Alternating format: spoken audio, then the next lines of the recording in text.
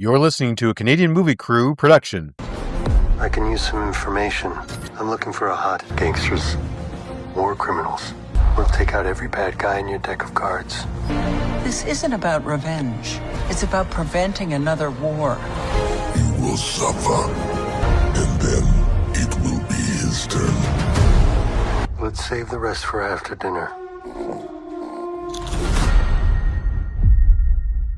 Ladies and gentlemen, welcome back to Film Studies. I'm Derek, and I only use the Force when it's plot convenient. And I'm Mean Mark, and I'm the guy who can bring you in warm, or I can bring you in cold. Ooh. I don't know where... Okay, anyway, we'll get to that. Longtime listeners of the show will know that I am not a huge Star Wars fan. I do enjoy them. I've seen the movies. I've seen a couple of the TV shows. So I knew Mark needed someone to really bounce off of. Because Mark is crazy. No, because Mark is a fan, and that's totally fine, and that's nothing to be ashamed of. Yet. Good, because I'm not. You got me. So we called in an extra person here from our Canadian Movie Crew satellite studios in New York City. Are bringing in from the Hood Rat Recap our old friend Gasper. How you doing, sir? I'm doing pretty good. How you guys doing? Good. So you were with us on Scream 7, and so you told us that you were going to be seeing this movie. First off, Star Wars, your sort of temperature on Star Wars. Where do you stand? So I enjoy the series. I've seen all of the movies. I would say I'm more of a old school Star Wars fan, like the first three movies. Wasn't crazy about the prequels. I did really like Rogue One. I feel like Rogue One was like the best thing to come out since Jedi, basically. Oh, wow. Okay. Yeah, so, I like that. Yeah. Okay. We'll get to where this movie kind of compares to that, but so that's pretty much where I'm at. Okay. Well, since, like I said, I'm not a huge fan, and I'm in this episode, I'll say right off the bat, spoiler free. I guess we'll get into that. I'll go first, spoiler free. Enjoyed it. I can see how a lot of people are saying that this is 3 episodes of the show combined into one big movie. I can kind of see that, but it doesn't make the movie worse. You know what I mean? I don't think it takes away from the story. I do think the movie peaks early. I think the first 45 minutes are better than the rest. Okay, I think but that's just for me. That's just the action that I expect from a Star Wars movie. Not to say that there's not better stuff later on. It's just, that's just what I thought. Mandalorian's cool. Some visuals are pretty cool, but so Gasper, what do you think about it? Spoiler free. I thought it was great. I enjoyed it. It's so. I see what you're saying and what has been said about it being like 3 episodes in one. It definitely does feel like that more than it feels like a movie that was written for the purpose of being a movie. But I mean, it was everything you kind of wanted out of it. I will say that like I was kind of hoping it would be something that would develop Grogu a little bit more than it did, and I wonder if that's because he doesn't speak. The character doesn't speak, but. I mean, because we know in the past what Yoda can do, right. So like, I understand he's young, but like, I was hoping this was going to be a little bit more of like, we're going to see Grogu. An evolution point. Right. But overall, I thought it was great. Okay. And Mark, this is your show. Oh, loved it. Okay, so to address that elephant in the room about the TV show versus movie, I said it kind of when we were recording our last podcast to the other guys, and I'll say it again here. If you're saying that yes, it looks like just episodes of the TV show, that's just a credit to the TV show in my mind. It just shows how high a quality the TV show is. That here they go on. This isn't a first-time director behind the wheel. That isn't some TV director trying to break into movies. They got a movie director to direct a TV show and then lead a bunch of other directors to direct episodes of that TV show, right? And so here's Jon Favreau, not not Filoni yet. That's not his. He did some second unit stuff, but it's Jon Favreau, acclaimed director Jon Favreau, who's had arguably more success behind the camera than in front of it, and but is known for both. And so the fact that this potentially looks like the TV show, I think it's just a compliment to the TV show. I don't take it as a bad thing. I like the story that they have here, and I do think that we do see a bit of Grogu's evolution, but we'll get into that when we get into the spoiler territory. But I had a great time at the movies. So did everyone, the people that I went with, including one person who hadn't seen the show at all, just knew what Star Wars was, had never watched minute one of the Mandalorian show. She had a good time. And you know what I mean? And that, I think, speaks to what they were trying to accomplish here. Like, you don't have to necessarily have watched every episode, although I did do a rewatch, but you don't have to. You can pick up from the beginning here and just have a good time watching this adventure story.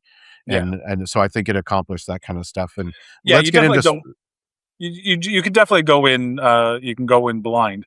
The one thing I will note about my particular showing. Now, I went Tuesday afternoon at 12:30, so maybe that's partly why. But my particular showing, I was the youngest in the theater by about 15 years. That's because retirees can go to the movies at 12:30 on a Tuesday. The rest of us have to work. No, I understand that, and the kids got to be in school. But I was surprised. And I guess I really shouldn't be, because they probably were the ones that saw Star Wars in the theater when it first came out in 1977. Absolutely, yeah. But I was just surprised at the advanced age of everyone in the theater. It just surprised me, that's all. They would have been teenagers in the 70s, right? Probably. Or so teenagers, 20-somethings. In their 30s, actually. That's still, like, we as adults we as adults like this content, and so you can flash back. If you were 17 in 1977 and this came out, this would still be the coolest thing you'd seen in a while. So I can totally understand that. And if I were not working, I would go at 12:30 on a Tuesday afternoon to go see this movie. I went on a Saturday night, and it was a nice healthy mix. Guys my age, and then families, young and old, and the next generation, that kind of stuff. So how about you, Gasper? What was your theater attendance looking like? Actually, so we tend to go early because I bring my son, and so there wasn't a ton of people in the theater that we went in, which was kind of nice. But that's nice, because we did go at a very early time. But I would say that, I'm trying to think of how old I was when Star Wars first came out. I was born in 1973. I'm 53 now. Okay. So I had to be 3 or 4. Right. For the first one, and then so on and so forth. But my dad was at every Star Wars movie with me, and he really enjoyed them. And my dad's in his 80s. So, that might account for, some parents out there that got hooked taking their kids in the 70s, That would make sense. Yeah. All right, well, let's get into spoiler territory. And just because I know I'm going to let Mark off the chain here for a second. So what I've done here is I've created a synopsis. I hope it's not too long, but I think I get through all of the major points. So if you don't mind, indulge me just for a couple of minutes. As the movie starts, Mando and Grogu are in the middle of a mission to capture/kill an Empire loyalist landlord who is raising the rent. Mando busts in when the landlord escapes and tries to get away using the brilliant idea of walking AT-ATs up the side of a mountain. Brilliant decision. Mando and Grogu hop onto a walking vehicle and give chase instead of using his jetpack, but he still catches up and kills the landlord. He travels back to see his boss, Ellen Ripley. She tells him there is no Ripley, only Zool. She tells Mando that his next target is Coin, so I assume that's Julianne Moore from the Hunger Games. They don't know where he is, so he has to rescue Rhoda Hutt and return him to his uncle and auntie in Bel Air. Rhoda turns out to be the UFC champion and thinks this clearly evil, bald-headed fight promoter is going to let him go after his next fight. Well, his next fight is a gauntlet match right before Hulk fights Thor. Mando breaks the arena, allowing the chess pieces from A New Hope to escape. On the way off the planet, Rhoda tells Mando that the promoter is Coin.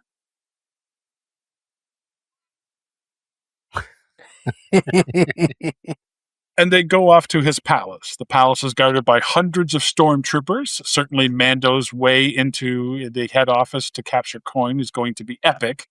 But we didn't see it as Mando teleports directly to the office and he captures Coin.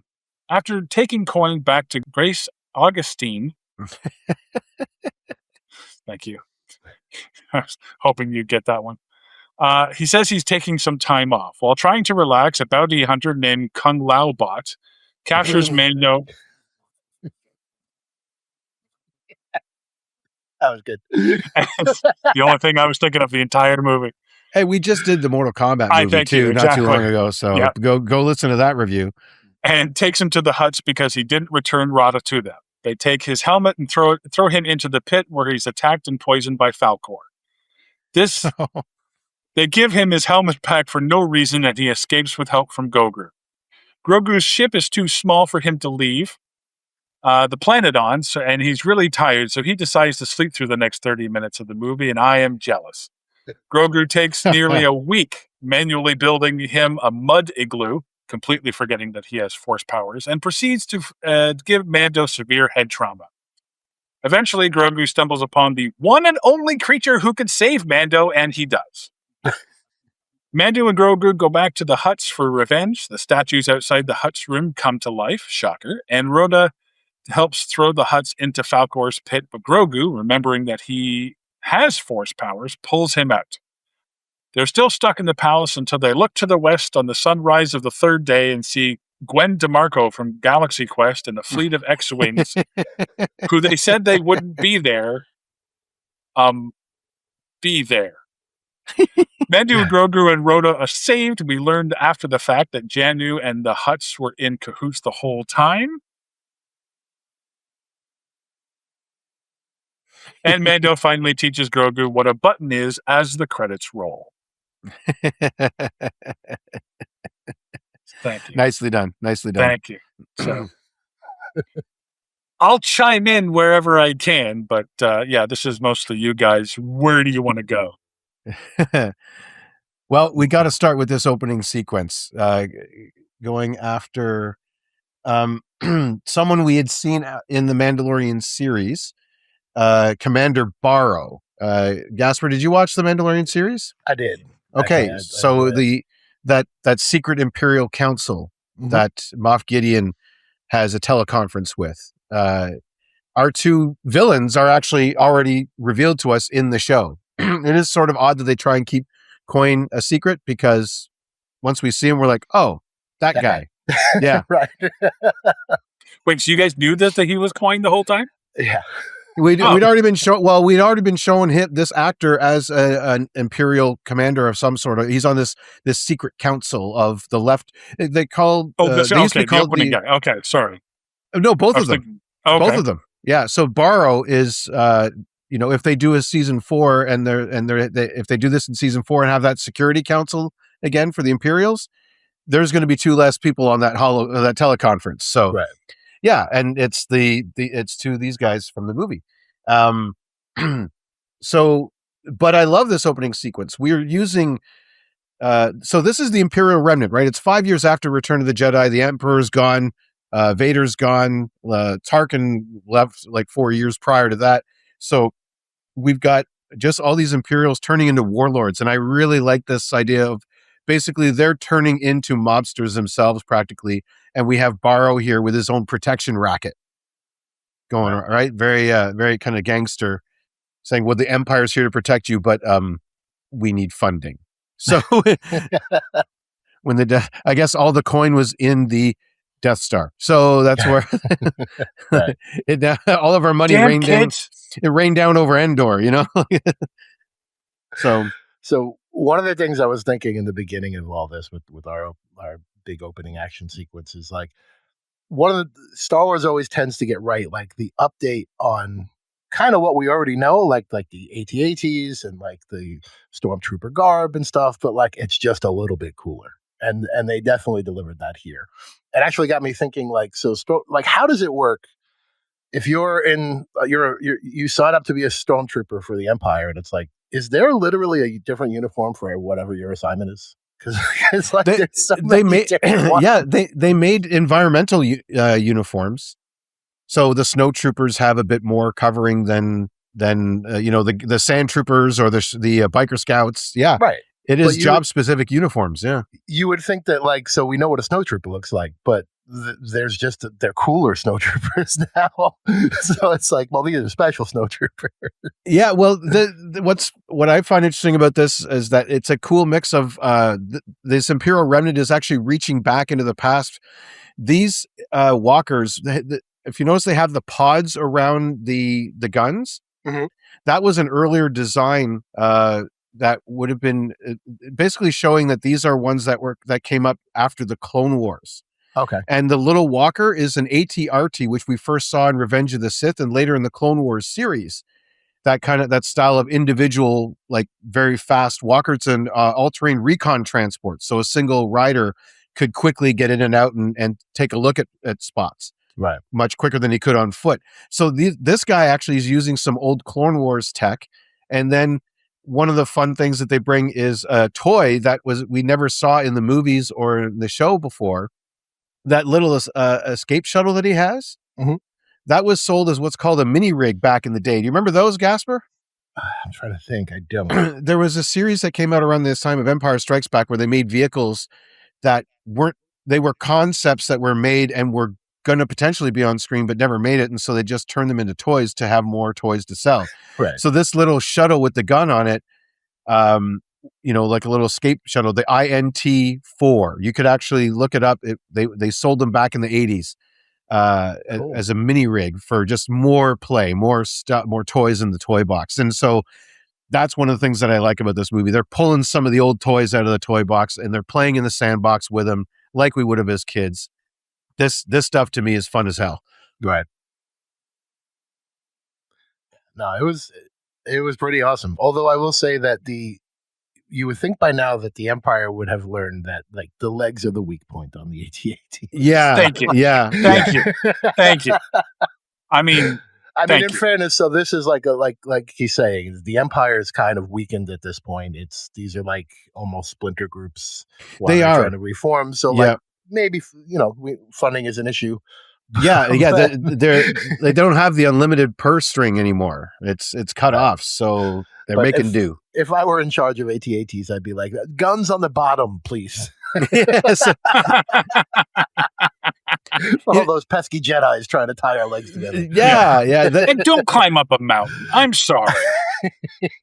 Yeah. I don't know where they were headed, but I mean, you probably lost 2 or 3 of those AT-ATs naturally.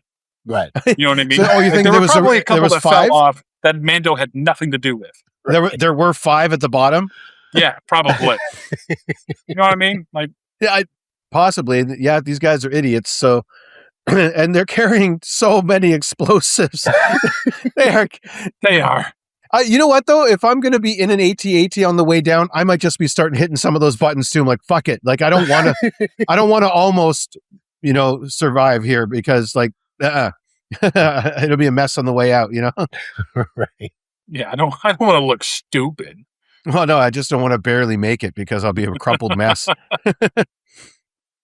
Yeah, no, this is just pure fun. We don't even get a name for this planet. We don't but what we do get, and I can't believe it, for the first time, credits. Opening credits in Star Wars. Huh. You know what? I didn't notice that. Oh, that's new? That is new. George Yeah. Lucas specifically wanted to be different, and Hollywood rules state that you got to have the credits twice. And the idea was once at the beginning, once at the end, or at least a certain number of credits. And that was the idea. Lucas was like, no, I'm making a movie. I want to start with the movie. And so that's why at the end of every Star Wars movie, they have the individual credits and then they have the credits scroll. Right. Like you'll see Mark Hamill as Luke Skywalker on its own little tablet. Same with, Harrison Ford and Carrie Fisher. And then they're in the list after again. So he gets it in there, but they don't say that they have to put it in the front. Favreau decided, for whatever reason, yep, I'm bringing credits back. Huh. So this is the first time.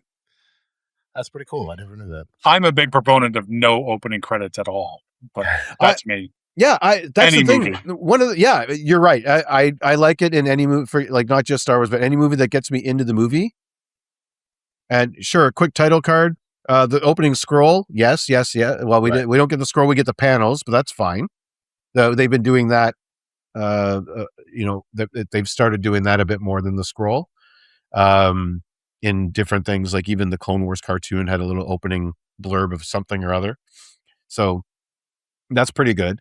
But yeah, opening credits. I was shocked. What I do like too, the opening credits, the first 3 credits are all the people that go into playing the Mandalorian. So you saw the name Brendan Wayne. That is that is John Wayne's grandson. Oh, cool. Yeah. He's most of the time when you see the helmet on and he's walking and talking, it's Pedro Pascal's voice, but Brendan Wayne is usually the guy in the suit.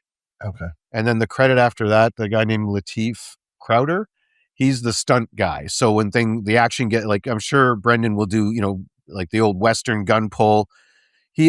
I heard an interview with him. He went back and watched listened and watched interviews with his dad or his grandpa, watched some of his grandpa's old cowboy movies to try and emulate a bit about what his grandpa used to do back in the day, because to bring that cowboy aspect to it. So that's why he's got that swagger that he does, because it comes from this guy's legacy. Yeah. So it's Pedro Pascal, Brendan Wayne, and Lateef Crowder. All 3 of those are the Mandalorian in one aspect or another. That's pretty awesome. I didn't see. I naively thought it was Pedro Pascal behind the mask the entire time, but it makes a lot of sense. Yeah, that's the one thing I thought when they took off his helmet. I'm like, oh, that's the most expensive day. Yes, and because now they have to pay Pedro Pascal to be on set. You're not wrong. In fact, it became almost a running gag on the show that of how little time he was on set. Apparently, like there were every once in a while his helmet would be removed during the show, and yes, he was there on set, but for the most part, he was just in the voice booth doing his lines. Well, yeah, why would you? That's amazing. Yeah. Why would you? He's got a gig where he gets to phone it in. Yeah, literally. Absolutely. That's how he can make 7 other different movies every year. Oh, damn it. It's a helmet day. I got to go in. The non-helmet day. Someone call Pedro. We need him from noon to 4.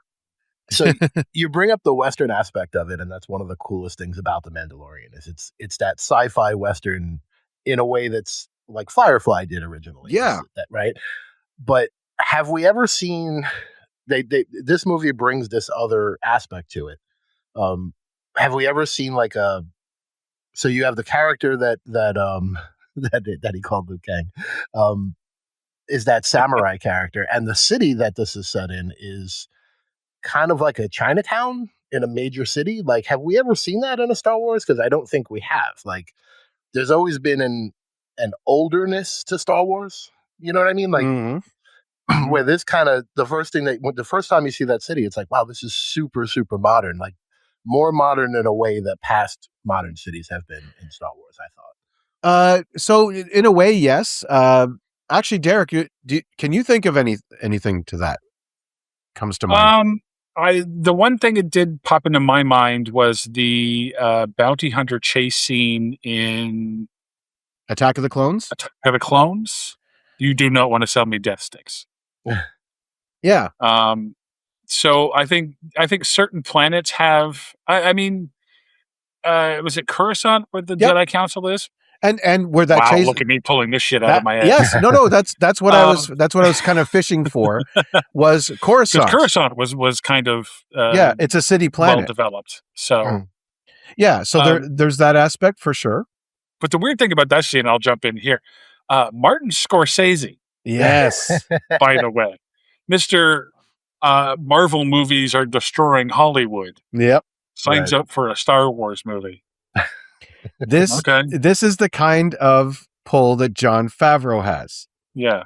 So let me tell you, he's also good friends with George Lucas too. Exactly. So He's exactly. He went. I think they went to school together, or he was a mentor to George, or something. Like there's a professional relationship there. Probably, they probably had a couple of bottles of Skywalker wine together. But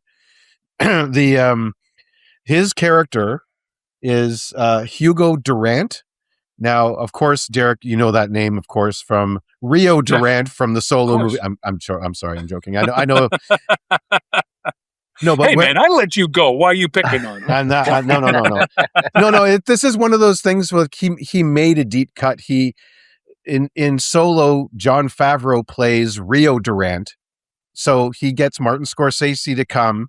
Yeah, I did hear that on another podcast. Yeah, this is Rio's brother, Hugo, who decided that being a pilot and a smuggler was probably not the safest line of work after his brother died some years ago.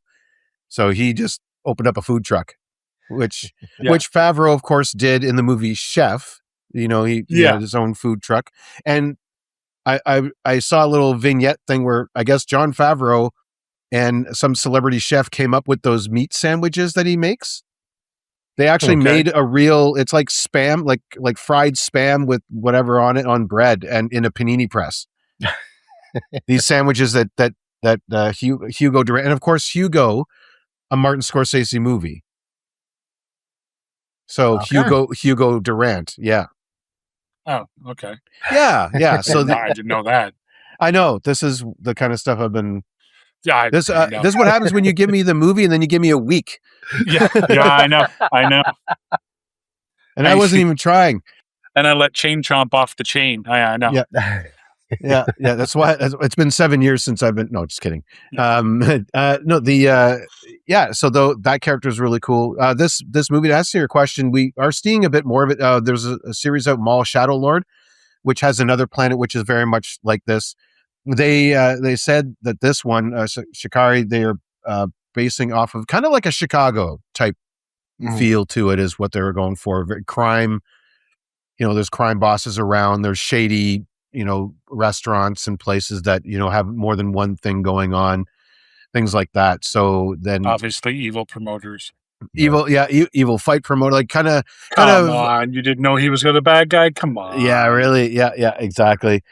Well, no, he's a bad guy. That's because he's dealing with the Hutts, and anyone who deals with the Hutts are bad guys. That's just, yeah. But I felt like it came off as a modern, like a super modern Chinatown, which was kind of cool. Actually, Blade Runner, very Blade Runner inspired. Exactly. Yeah, and they lean into it. The neon signs. People have translated the neon signs around, and there's one that we come to a bit later that actually says Weathers Apollo as a tribute to Carl Weathers. Yeah. One of those signs, and you can. I got that reference. Pretty cool. Yeah. So there's lots of fun stuff here, and I do like that he goes to Scorsese twice. He gets to see Hugo, who does not want to be in this movie. Like this character doesn't want to be involved in this adventure at all. Right. He's just trying to keep his nose clean and run his panini press. Right. That's the. But yeah, so we are starting to see this.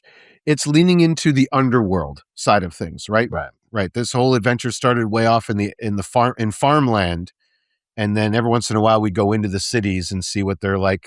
Some of them are like Turkish bazaar style, like Mos Eisley or Mos Espa, and then some of them are Chicago during the Prohibition almost.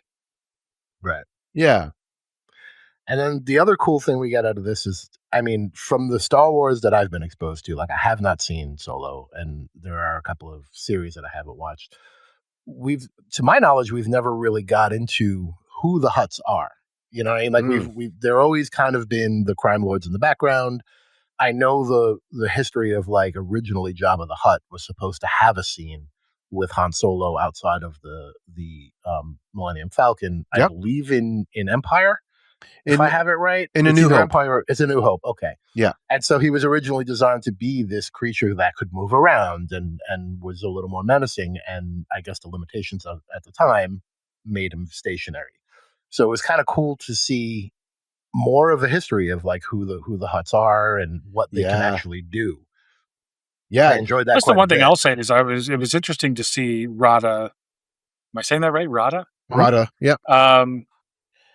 Because you learn that he's basically an arena fighter, and you see him rolling, dodging, and he's buffed.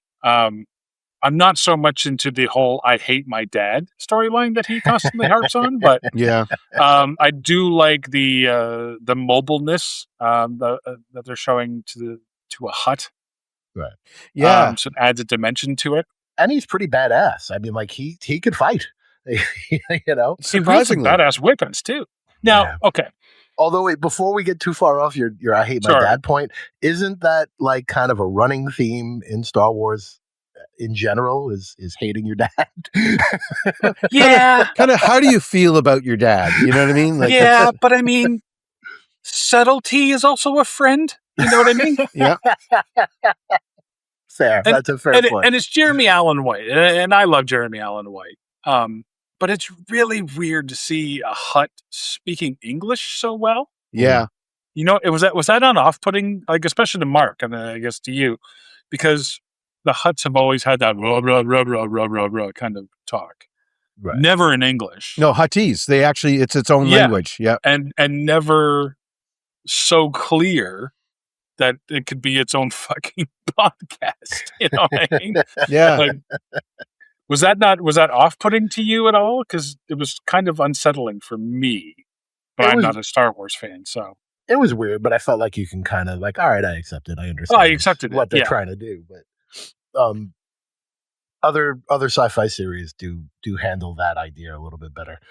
You know, universal Yeah. translators, and my favorite is Hitchhiker's Guide to the Galaxy, where there's a fish that they Fish, discover, like you stick it in your ear and it takes in the sound waves and excretes it into whatever language you understand. Yeah.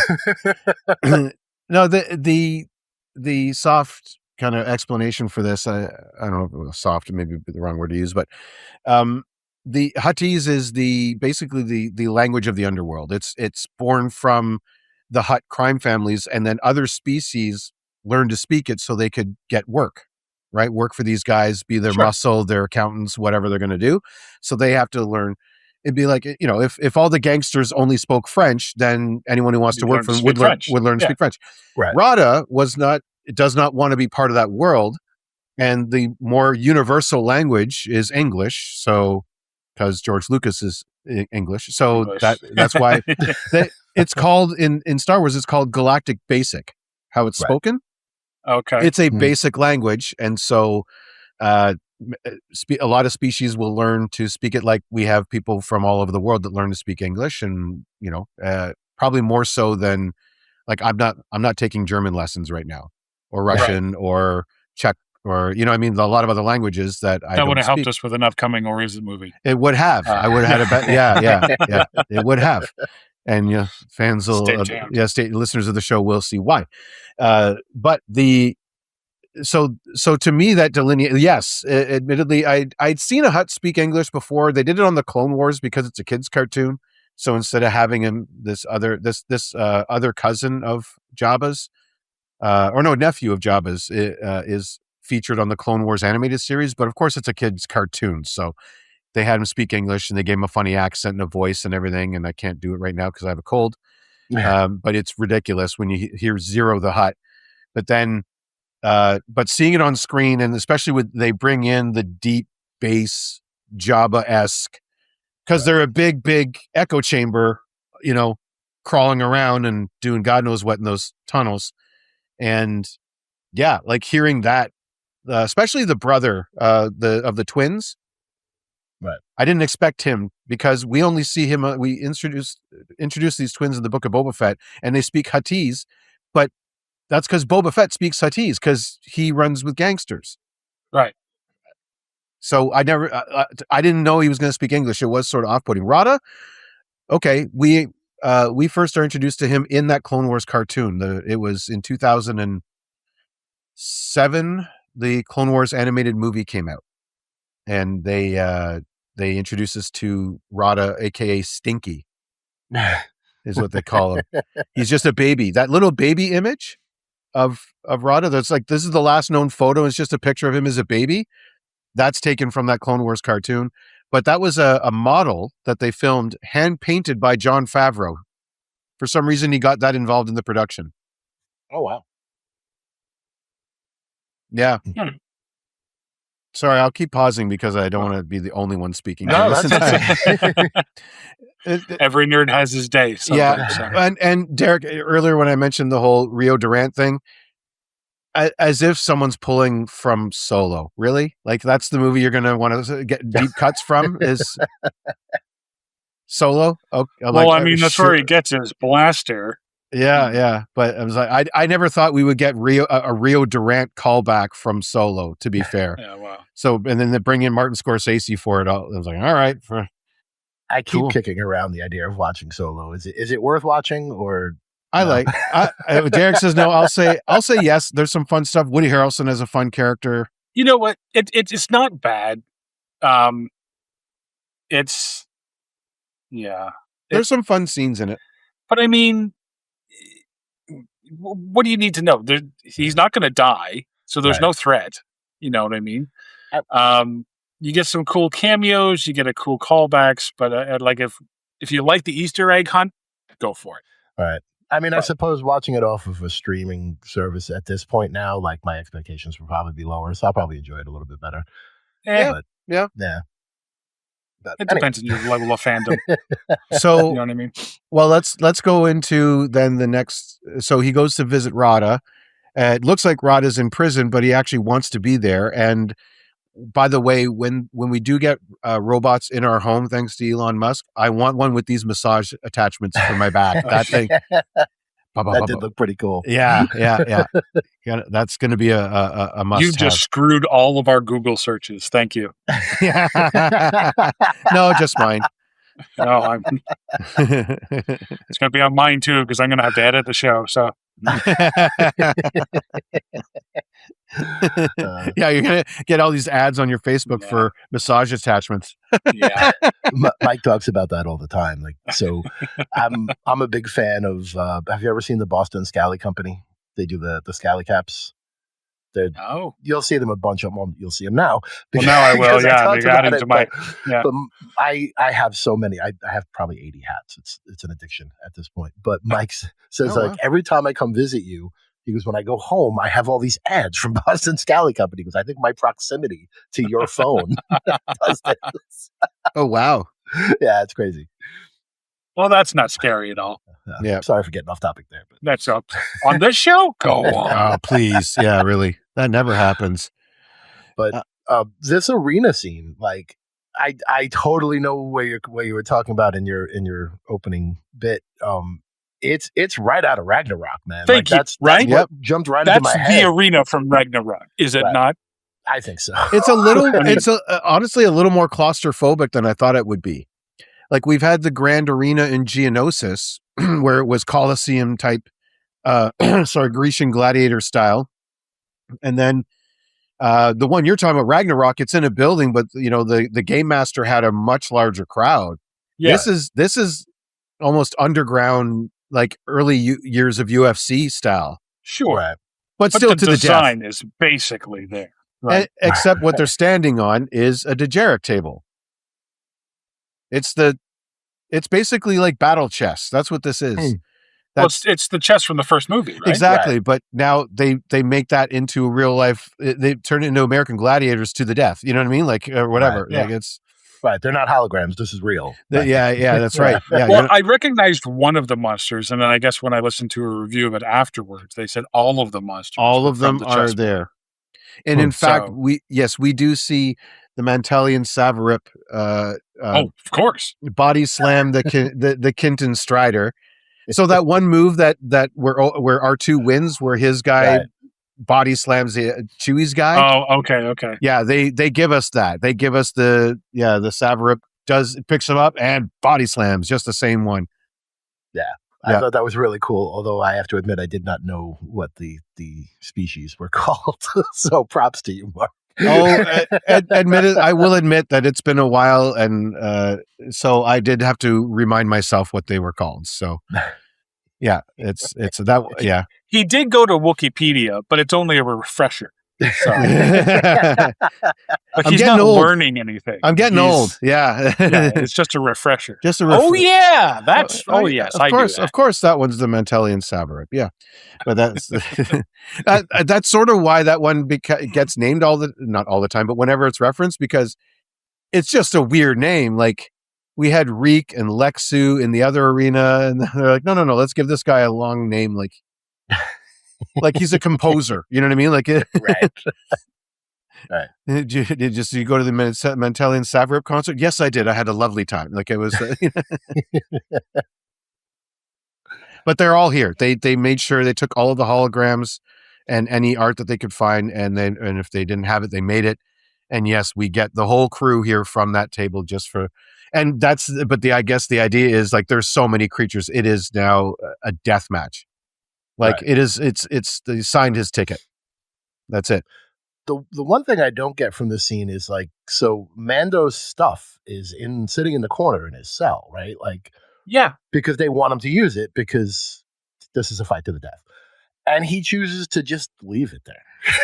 Like, Oh, I don't no, understand his gun and his rocket pack are locked up. He can't take a blaster, so no blasters. Oh, okay. I might have missed that. Yeah. because I thought I saw the rocket pack in the corner though. But it was behind bars or something like Oh, I got you. when they or behind a ray shield. It was like he basically was locked away. He couldn't get to it until later. I missed that. So part. Okay, what they didn't take away though were the stuff in his gauntlets that they didn't really know about, right, like his like his line, his cable there. right, Yeah, and the flames, right? Like his yeah. torch. Yep. Yeah. They might have taken out the whistling birds though, because I don't remember those going off. Right. His little needle projectiles. Yeah. Yeah.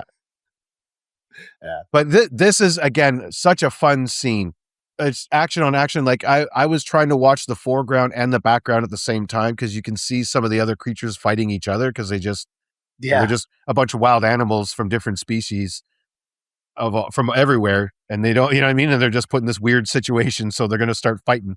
Right. I was glad they did that because it kind of seemed like it was going to be okay. Everything versus Ratan and Mando. Yeah. And it starts that way, which kind of makes sense because they're in the center, but then it devolves quickly into it's a free for all. Yeah, and it's fun. It's a battle royal. Right. Right. Hey, Derek, that's there's the one creepy crawly one that looks like a bit like a centipede. He's trying to be the first one over the rope. Like he's the guy that doesn't want to fight. Yeah. He doesn't want to fight. He just starts running, and you know what I mean, trying to just get out. Right. Like it's a cage match, and like that's a cage match. That's what I would do. More accurately, you're right. It's a cage match, not a battle royal. That's how you win. Right. Yeah. So he's trying to be first one out of the cage to win. By not fighting, he just starts jumping the cage, and I thought that was really fun. Yeah, we just needed JD to do the announcing. Oh my God! The Mandalorian Savarip slammed the Kintaran Strider. Oh, if there was a JR character there, oh my gosh, I would have loved it. Oh my gosh, yes, I would want to play that character. I'd want to be that guy. Sign me up, Favs. Get me in there. Yeah. So I actually really did enjoy this scene. It was, like I said, this is part of when I said like the first 45 minutes, this is part of that because it's action. It's Star Wars action. It's Star Wars style. It feels, the sound effects are there. The monster noises are there. Yeah. It sounds like a Star Wars movie. And the fact that Grogu is in a little cage, I'm okay with that too. Not a huge fan of Grogu myself, but right. Maybe that plays into why the second half was not my favorite, but it does devolve into a lot less action at that point. That's a fair assessment. Just a little too long, I think. But anyway, we'll get there. Right. Well, and what I like about this scene too is that it could have been a case where they team up and then one by one they start defeating all the aliens, all the creatures, but no.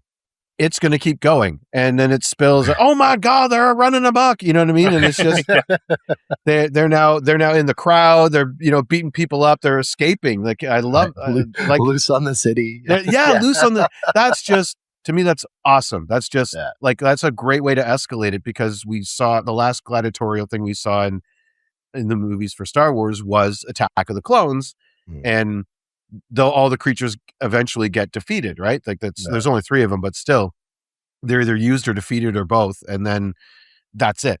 But now here we have, and the idea that they were all enslaved, right? They were all captured gladiators from wherever their planets are from. And now they're just free. And, and then they start just beating the shit out of the city. And like, that's also something we've never really seen from Star Wars, right? Like there's always been these creatures that are, held captive to be a place to kill someone with, but like we never see them run rampage all over the area that they're kept in. You know, like, you don't see the Rancor beast break out and then, and start beating up Jabba's palace. Yeah. Right. Right. So that was kind of cool. I could, along those lines, I could spoil something for you. I'm not sure if you've seen it yet. I don't want to say it though. So okay. It is a Disney Plus series where something similar to that happens, but it's not Jabba's beast. Okay. Right. Is that the Dark Maul series? No, it's well, I'll say it now. Spoiler alert: Book of Boba Fett. Oh, okay. Did you see that? I thought I did see. It's the last episode. His spoiler alert for this.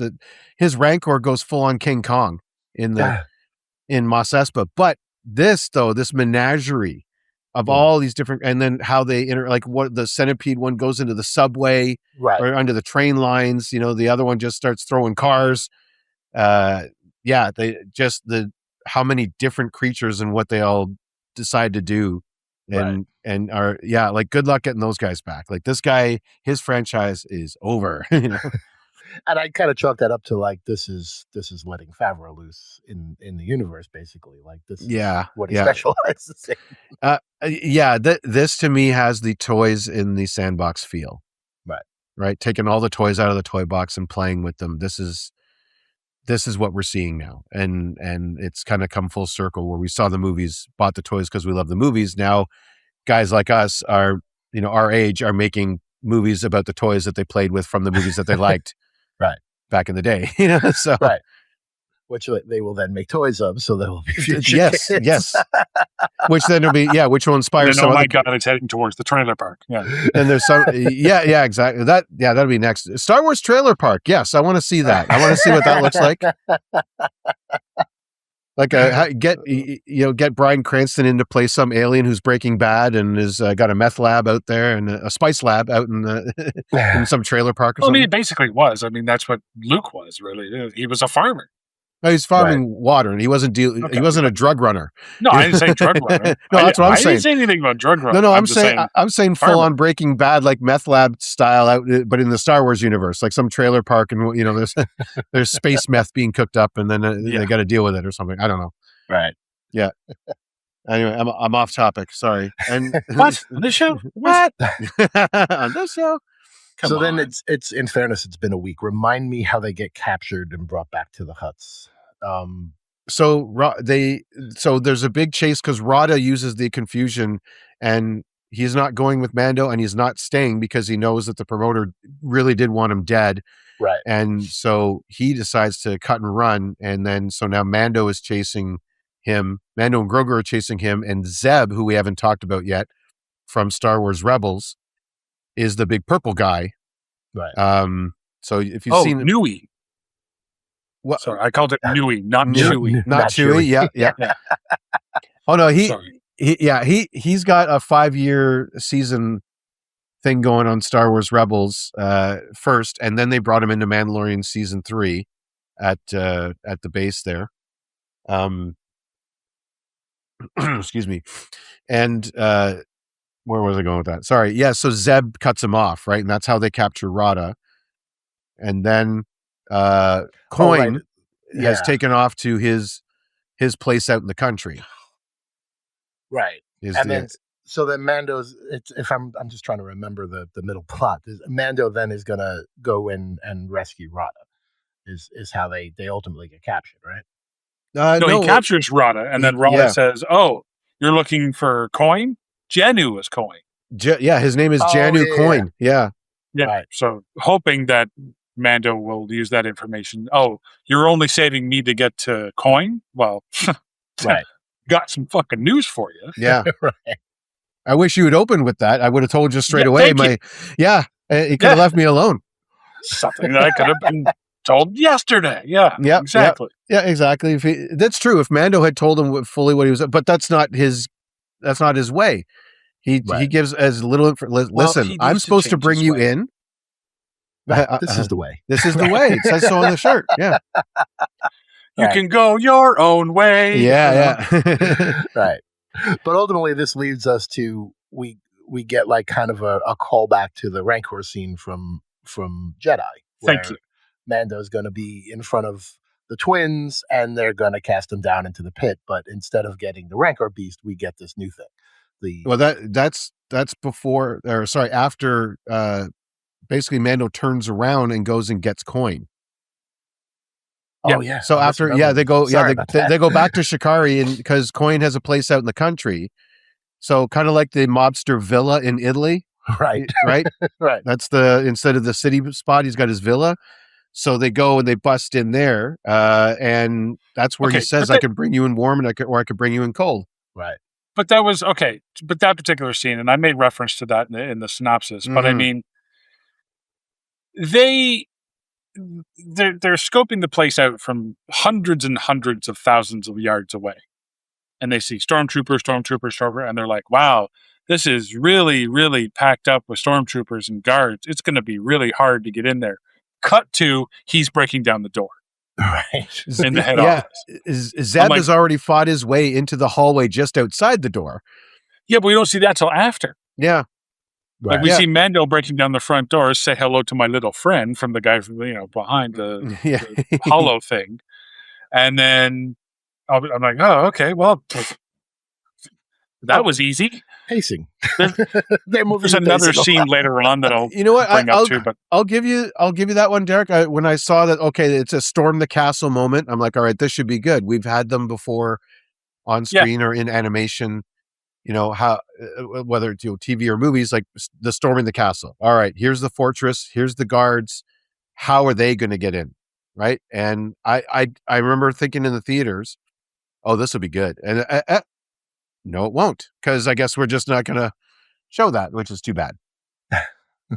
But they cut to the chase. I guess it's considering we got the infiltration scene at the opening.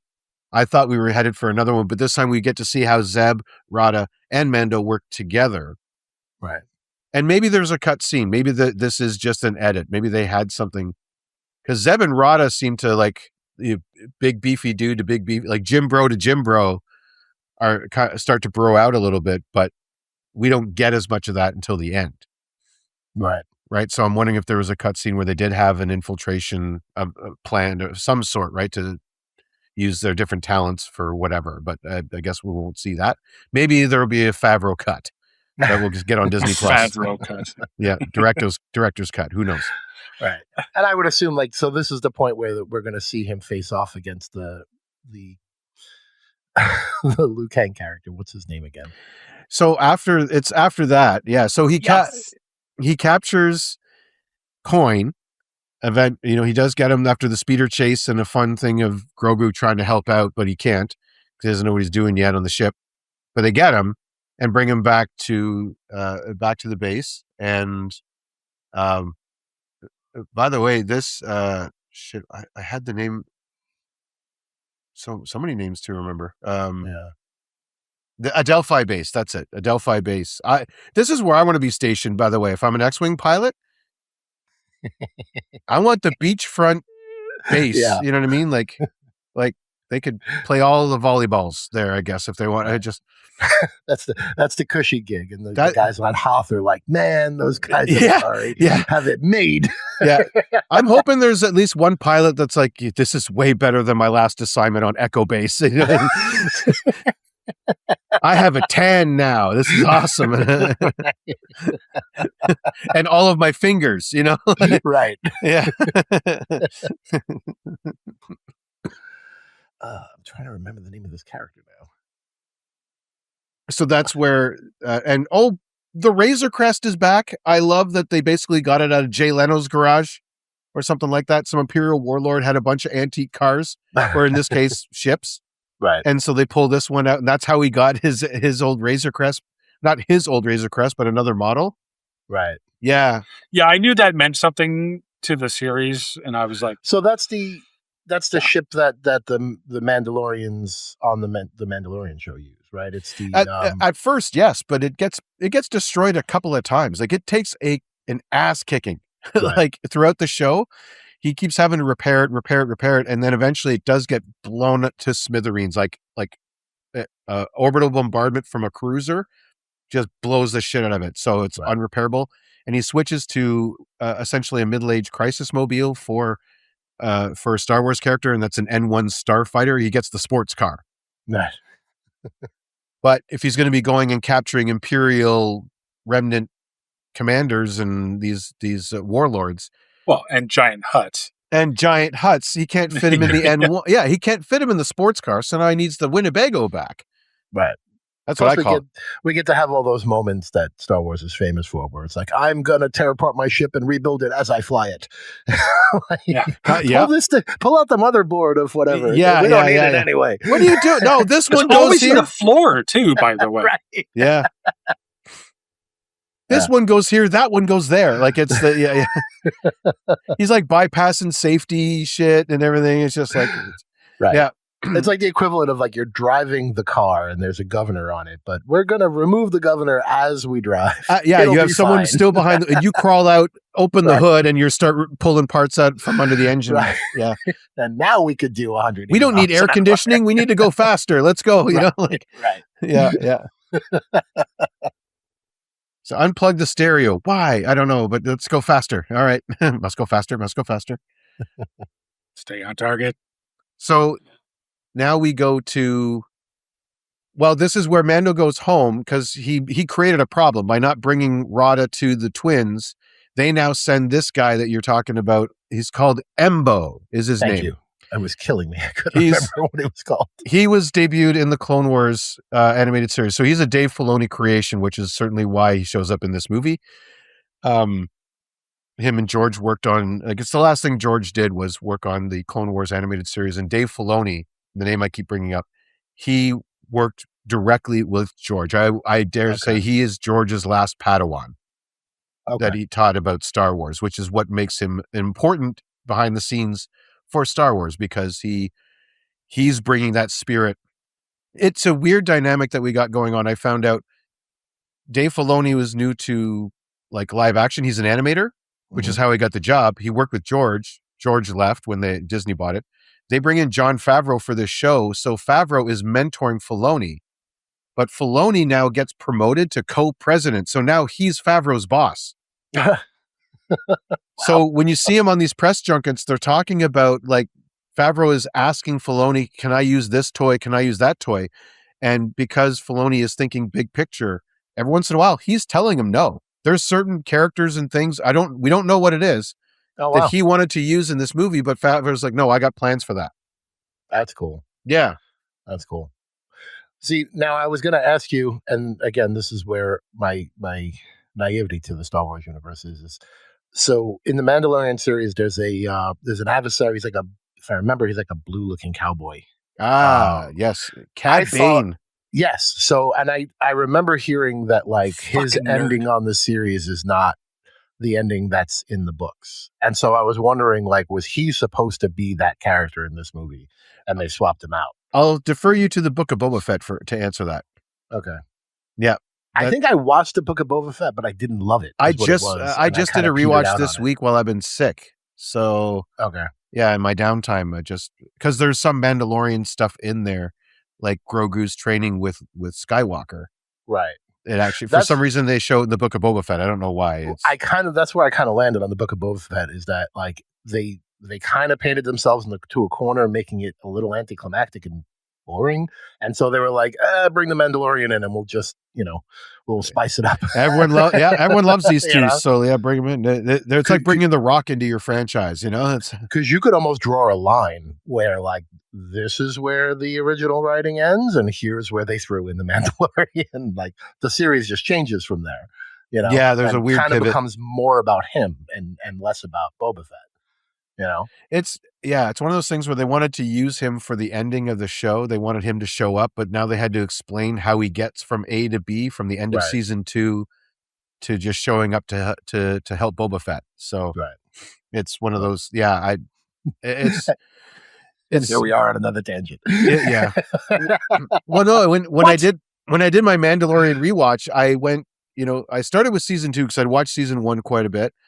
So I went season 2 beginning to end. Then I stopped, watched those Mandalorian episodes from Book of Boba Fett, then watched season 3 to get the Mandalorian storyline. Gotcha. Okay.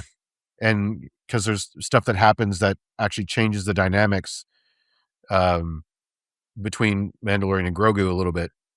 And how we go back to this. But I mean, all of this to get to the point of like, this character is pretty cool. Like they did a really good job of creating something kind of unique to the universe. You like Embo? Yeah, I thought he was awesome. Yeah. Like he's not, you don't get to see that, like I said, that samurai style of fighting. You know what I mean? It was pretty cool addition, and it's fun to watch an adversary that Boba Fett has Boba Fett, I'm okay. The Mandalorian has a hard time with. Yeah, and the tools of his trade, like the hat, how it comes in so handy. Right.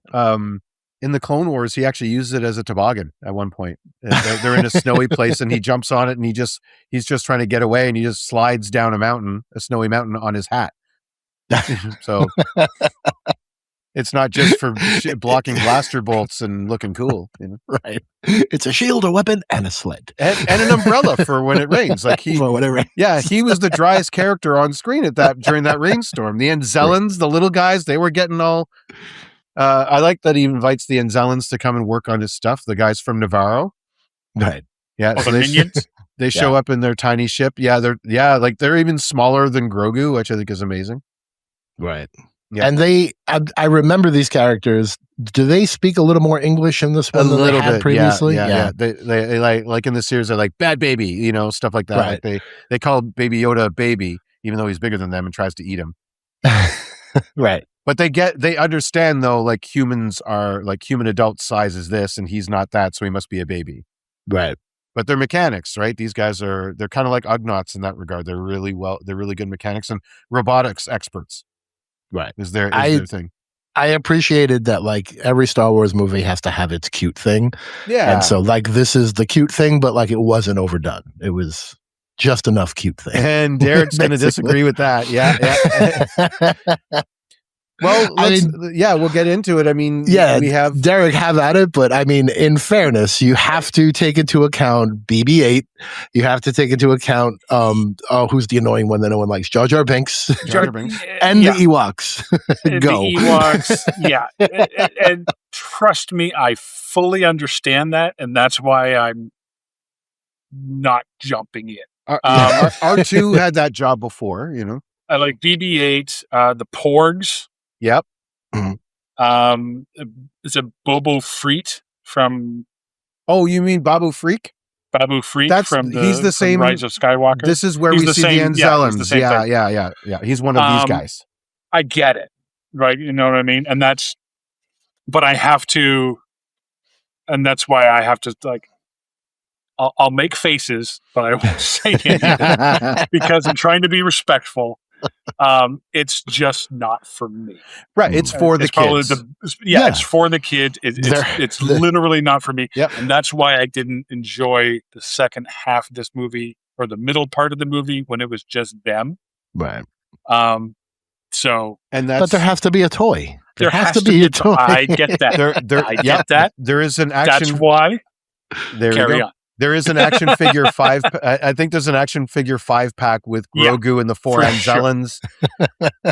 Sure. But that's the thing. They're now the rescue team.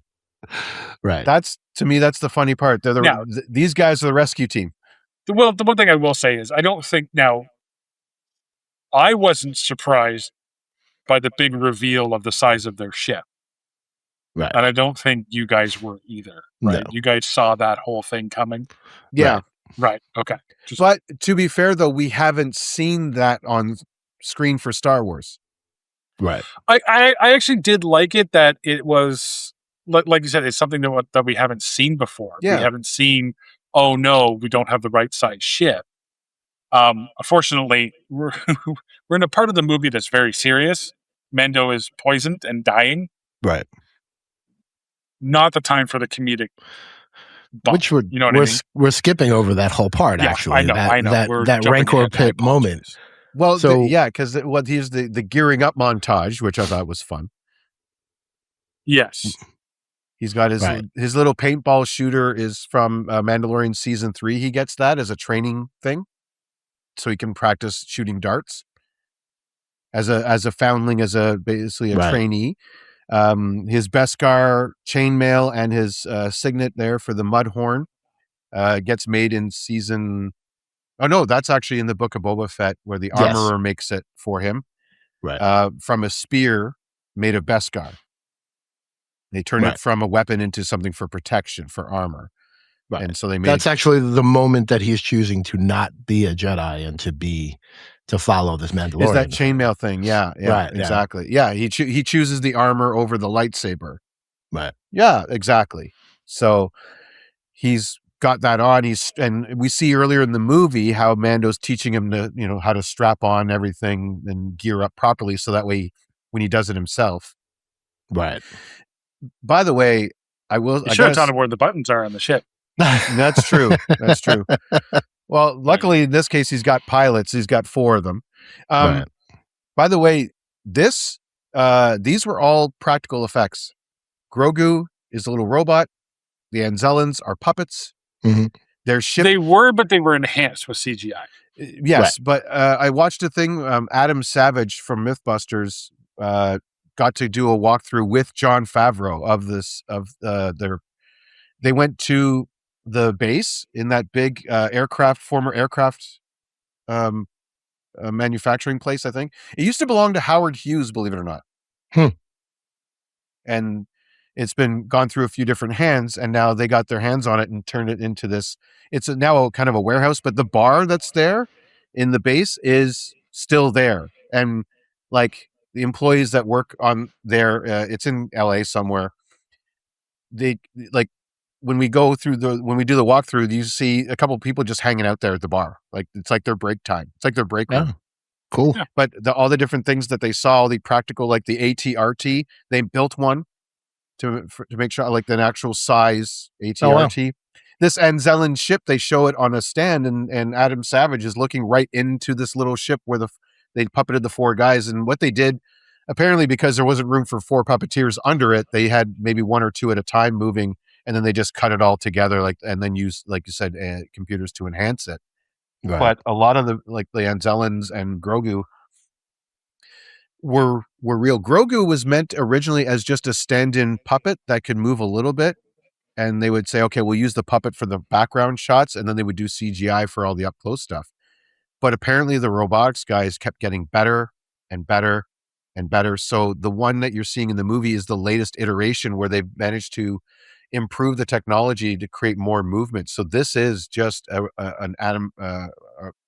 robot puppet, essentially, a remote control puppet with and that's it's the that's coolest thing. something that Star Wars does great. I mean, they've always done great. You know what I mean? Like it's important to do that, because you could just do it with an animation, like, because we have that technology, but they did it for the prequels, right? They went all CGI, Right. and the first, the 3 seasons of the show rely on a lot of CGI with the volume that they created, so they don't have to build sets. Right. And stuff like that. But now with this movie budget, they went more practical. Like the food truck that Martin Scorsese's character was in, Mhm. it's there. Like Favreau, Adam Savage walks in and he has to crouch down because it's made for a much shorter character. Right. But he walks into the panini press place, and things like that. It's so cool to see them getting back to their roots with that. Yeah. But then that's using really- the technology of the day to enhance it, I think is fantastic. Right. Sorry, carry on with the plot. That's okay. So just before we get off the Rancor pit thing, they capture Mandalorian, he gets thrown into this pit, and in there is this giant snake dragon thing. Like, They what do you literally think call of it that? Snake Dragon. Yeah. Well, I mean, that's what it looked like. Yeah. Very creative. What did you think of that? Because like that's one thing that kind of took me out of the movie a little bit. I agree. I did not buy that was real. Right. It was very CGI. It did look fake. That one, I imagine was. I don't think I didn't see anywhere where they built a giant snake dragon, dragon snake or whatever. No, clearly not. Right. I mean, and it's a cool scene, but like I feel like it would have been cooler if it was more like the Rancor scene, where like you believe there's a gigantic Rancor beast in there.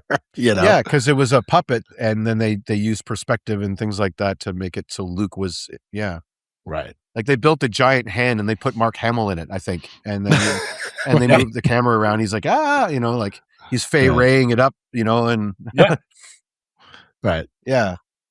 So but no, admittedly yes. But what I liked though was that the terrain, like Nal Hutta, actually the whole planet I thought was cool. The swamp, this idea of the swamp planet, and then the environment underneath. Like just the way their buildings just kind of come into nature and nature comes into the buildings. Right. So, Tatooine, the Rancor pit is just a dust bowl like everything else. It's just a pit within a pit. You know what I mean? Like it's just a sand pit. I think my dad worked there for a while. You know what I mean? He worked in gravel pits. So loader operator. He might have dug that thing. I don't know. But this though, it's so incomplete in terms of like it's just this body of water and then this thing got built on top of it, or like it's right, like this was a natural occurring cavern that this thing lives in, and they built their thing on top of it. It's like they built their thing on top of this thing's house, you know what I mean, almost, or something like that. I don't know, and the organicness of it I thought was really cool as a set piece in an environment. And he's got to watch where he's stepping because there's some trees and stuff, but otherwise he'll sink. And it's sink or swim time for Mando. Right. And like the vines and all that, right? Or roots is what it was, basically, right? That he's breaking through. That was very cool. I agree. But I was a little disappointed in the beast itself. It was like, I know it's supposed to be like this awe moment that it's larger than life, but it just felt like he was fighting a cartoon. Oh, Yeah, it really did.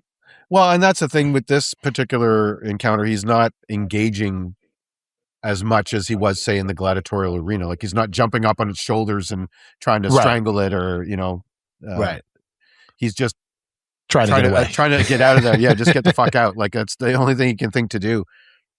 Right. Yeah.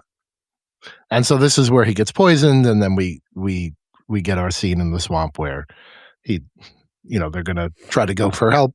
Well, originally they're going to bring him off planet, and then they realize that the ship is too small. Yeah. I was like, didn't really think that through, did you guys? Right. But again, they just want to help the baby. That's so he's got no plan.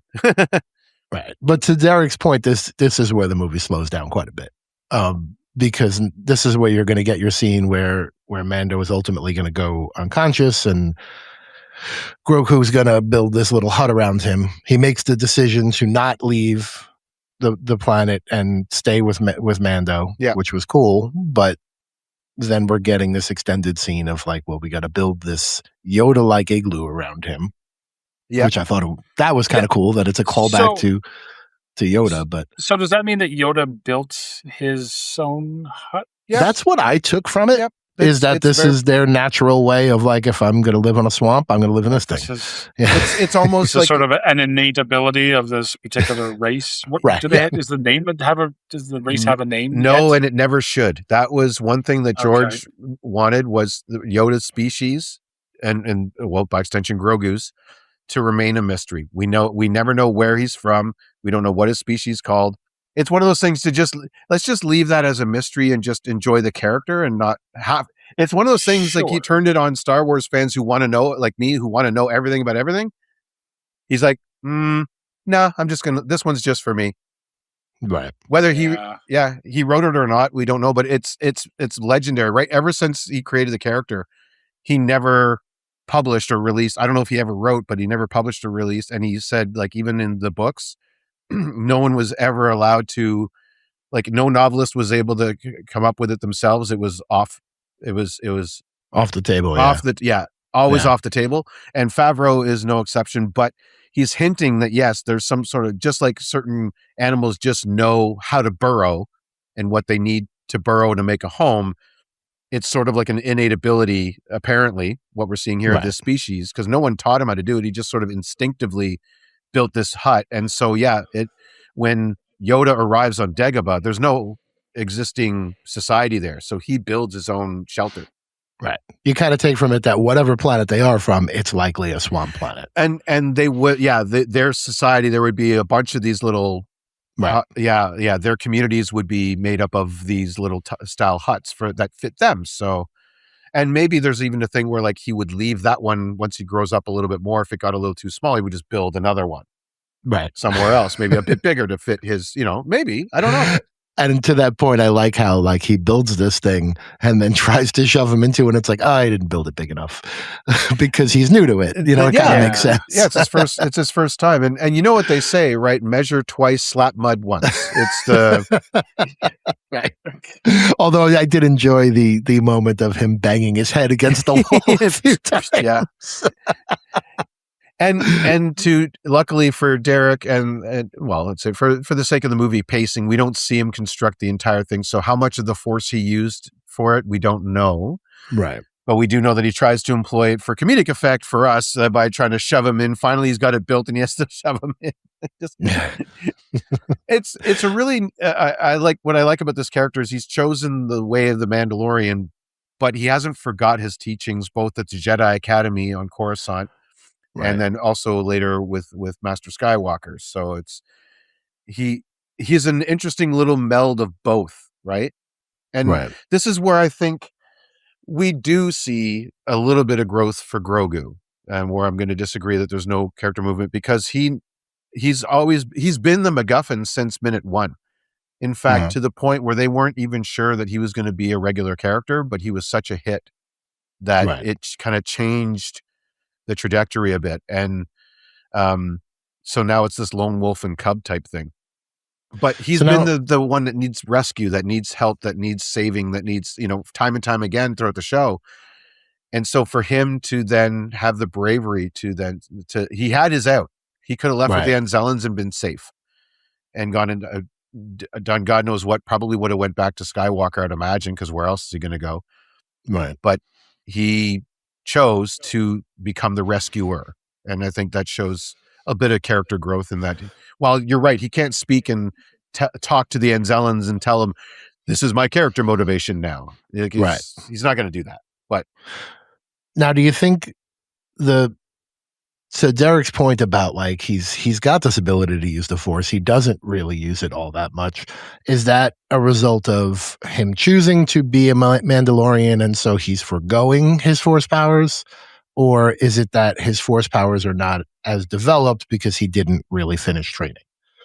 Derek, what from what you saw on screen, what do you think about that question? That's a good question. I'm not saying there's a wrong answer. I'm just saying what came across as based on what you were presented.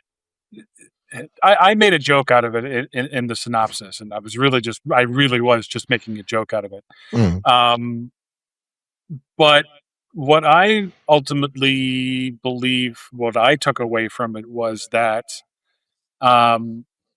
his Force powers, he knows how to use them. He knows that he has them, but it seems to take a lot out of him. Yes. Mm-hmm. So especially, and you can see that when he pulls up Rada at the end, where he is, he's given her, if I could use a Canadianism here. So while, yes, it kind of is a plot thing, like it's kind of like Harry Potter. Harry Potter is a magician at magician school, and they're not allowed to use magic. Yeah, where magic could solve a lot of their problems. Magic could solve a whole lot of this, like the Time Turner could solve a whole bunch of shit. And this time they do give you that, and I think that is explained. I just think in this particular scene when Mando's out, I know Mando's not dead. Right. They're not going to kill off Mando. So when this scene or these numerous scenes goes on, like I said, for about a good 20 minutes, 20, 30 minutes. It's a long ass time. Right. That's just the part that I was like, okay, let's go. It's like, I know that, like, I'm not buying it. You know what I mean? Because I already knew there was a season 4 coming. I had heard that already through various things, but so that was sort of the thing. I'm like, all right, let's get to the thing that's going to help him out, because something's going to come around and help him out. I did like the fact that he hid them, and he hit, okay, he does ram his head into it, okay.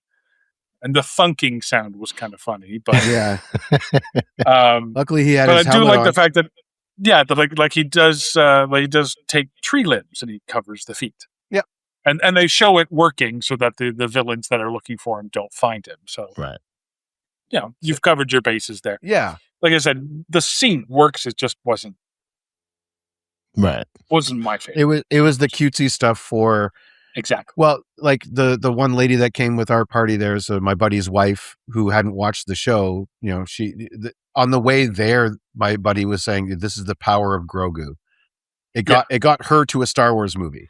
It gets the girls in. Yeah. And the kids who My might wife not was know. like, "Oh, Grogu's Baby Yoda's so cute," and I'm like, "Fucking why? I don't get it." But Right. I get it. Not.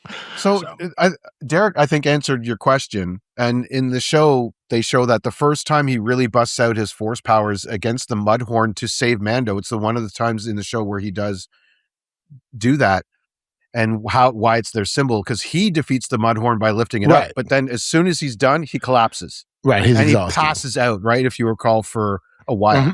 But as he's trained, like with Skywalker, they actually show him getting better. Like there literally is a training montage for everyone who complained that Rey never had one, and yet she was so good. They're like, all right, well, I guess you bitched when you said when Rey didn't have a training montage to get better at being a Jedi. Here's Grogu's. We're just going to give it to you in the middle of the Book of Boba Fett. Now you can see that, yes, he spent time. It wasn't overnight. He's not some Mary Sue. It was a quit your bitching moment. Exactly. So you wanted to hear and then here is him both kind of as a Mandalorian, a little bit in terms of the survival, but then also his Jedi powers coming back. But again, it's taxing on him. So like Derek said, that's the thing. Right. That's a fair point. But he's not a full-on Jedi. And so he's improved, but as he gets better, then maybe they would be less taxing, or maybe because of his diminutive size, he only has so much in him. It's right. That's fair. And as much as it pains me to say this, I do think it was super cute to see him climb on top of the igloo and pat it down with his little hand. Yeah. You know what I mean? And like earlier in the movie, like the Mando's being chased by something, and like Grogu's looking back, and Mando doesn't see it, and he's like pounding on the helmet. Yes, all right, that's cute. When we're in the AT-AT Walker, and I fucking hate Grogu, but that's cute. Grogu sees the bombs, and Mando's trying to take the shot from the AT-AT Walker, and he's like, bang, bang, bang, bang, like, come on, like, get the fuck. Yeah, that was really funny. There was that kind of really good laugh. As much as I hate to admit it. I was just wondering though that, like, because there's an element to the whole Mandalorian way that's kind of like got a Native American aspect to it. You know what I mean? So I wonder, culture, right. So is there like an element to that where it's like, well, we don't use force even if that's something we have access to, or is that's? Well, I think it's very clear that they will use force. Right. I mean, like the force, when I said meaning the force, yeah. Okay. Like in other words, like I don't know if that was part of it or not, or that's just something I'm putting into it. There is only on in Star Wars lore, there was one Jedi Mandalorian. He was the first one, and he held the dark saber, that black light, and he united the houses and actually made helped create Mandalorian culture. Right. Because he could beat everybody. Like a Mandalorian is dangerous enough, but give them the force and look out, right? So since then there haven't been, and since then the Mandalorians went to war with the Jedi.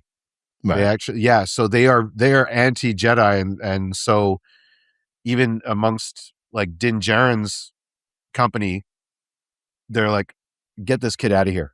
Like, he needs to be with his own people. He's a Right. cute little kid, so I'm not going to try and roast him right now. But he's a Jedi, and we do not care for them. We've, they've killed a lot of ours. We've killed a bunch of theirs. It's that kind of thing. So there's like a tenuous relationship between the Jedi and the Mandalorians. Right. So that leads us to our swamp scenes with what kind of beast was that? Kind of looked like a crocodile almost. Oh, jumping that one. Yeah. This guy. Yeah. Yeah, I called this, who's the pod racer? Oh, yeah. The evil pod racer. I kind of thought he may have been Sebulba? that race. Sebulba. Yeah, this is Nabulba. This is I not- see the correlation. Yeah. I would, I'd actually, that one escaped me. I haven't finished all my research, but he did have, I don't know who voiced him, but I'm assuming that he's African American because he had that sound. Mm. I'm actually kind of surprised he didn't sound Cajun Right. because yeah, you look at it. Maybe a little too on the nose. Maybe It was a little too on the nose, is what I'm saying. His name is Gattori, he's the character, and he's Gives him voiced type. by Stephen McKinley Henderson. You may have seen him. He was in. You saw him in that movie Civil War, the one with Mary Kirsten Jane there. Dunst. And then he's in Dune. Did you watch Dune, Gasper? No, The newest I was Dune? never No, a Dune okay, fan. he's in No. that. Man on boy. the Inside. What else? I mean, what? He's got a unique looking face, right? Like he stands out. I think. Yeah. So I think if you saw him, you'd be like, "Oh, I think I've seen that guy before." You might have. Anyway. I'd have to look up the species. I didn't quite catch that one yet. I haven't memorized everything just yet. So Didn't get that far in Wikipedia. These scenes, though, I felt like were a little slow. Like we see the whole, he steals the fish, and then when he comes back to steal more fish, it's like he's the wise old man, just like, oh, you're the guy who was stealing my fish. Yeah. And then we get this adversary back with his dog. Embo. It's not really a dog. It's like a wolfhound type thing. It was a right. wolf. Yeah, it's a feral. I'm like, I know that's supposed to build tension and all, but it's Well, the bad guy man. Kung Lao Bot there just ends up giving a whole bunch of exposition to Cajun guy. Right. And then the Cajun guy's like, oh, well, you're the good guy, huh? Well, I guess I better help you then. And I'm like, oh, okay. Right. And this is where Mando gets his thing. And I get that's exactly what I was asking for. It was a little easy. You know what I mean? It's just the scene is just we're moving the plot along. That's what we're doing. Well, exactly. Right. But the problem is like you have all of this built up scene where he's, like Mark says, Grogu kind of grows up a little bit in this one. He's got to take charge now, and he has to, and he has to be the one taking care. And I get that. It's just that it's sort of okay, this has gone on long enough. Here's the solution. Right. Well, that's what I kind of felt that. Yeah, what I like was that Grogu did what he knows how to do, and he does know some force healing. He has done it on the show once or twice. Yeah, but he's not a doctor. He doesn't know how to cure poison using the force, right? So while he was able to close the wound and stop the bleeding, that's actually what I was thinking in the theater. I was like, okay, great, you've closed the wound. He's still fucking poisoned, right? But he doesn't know that. Like he doesn't know. Yeah. He's just a 50-year-old kid. What does he know? You know what I mean? Like, yeah, right. Dumb, stupid 15-year-old. In fairness, though, it does get us back to our action, though. So I did appreciate that. It does, right? And from here, the movie takes off again, I think. Yes, it does. Literally. Embo's a Kyuzo. Literally. That's he's not a droid. Yeah. Again, Gesundheit. Yeah.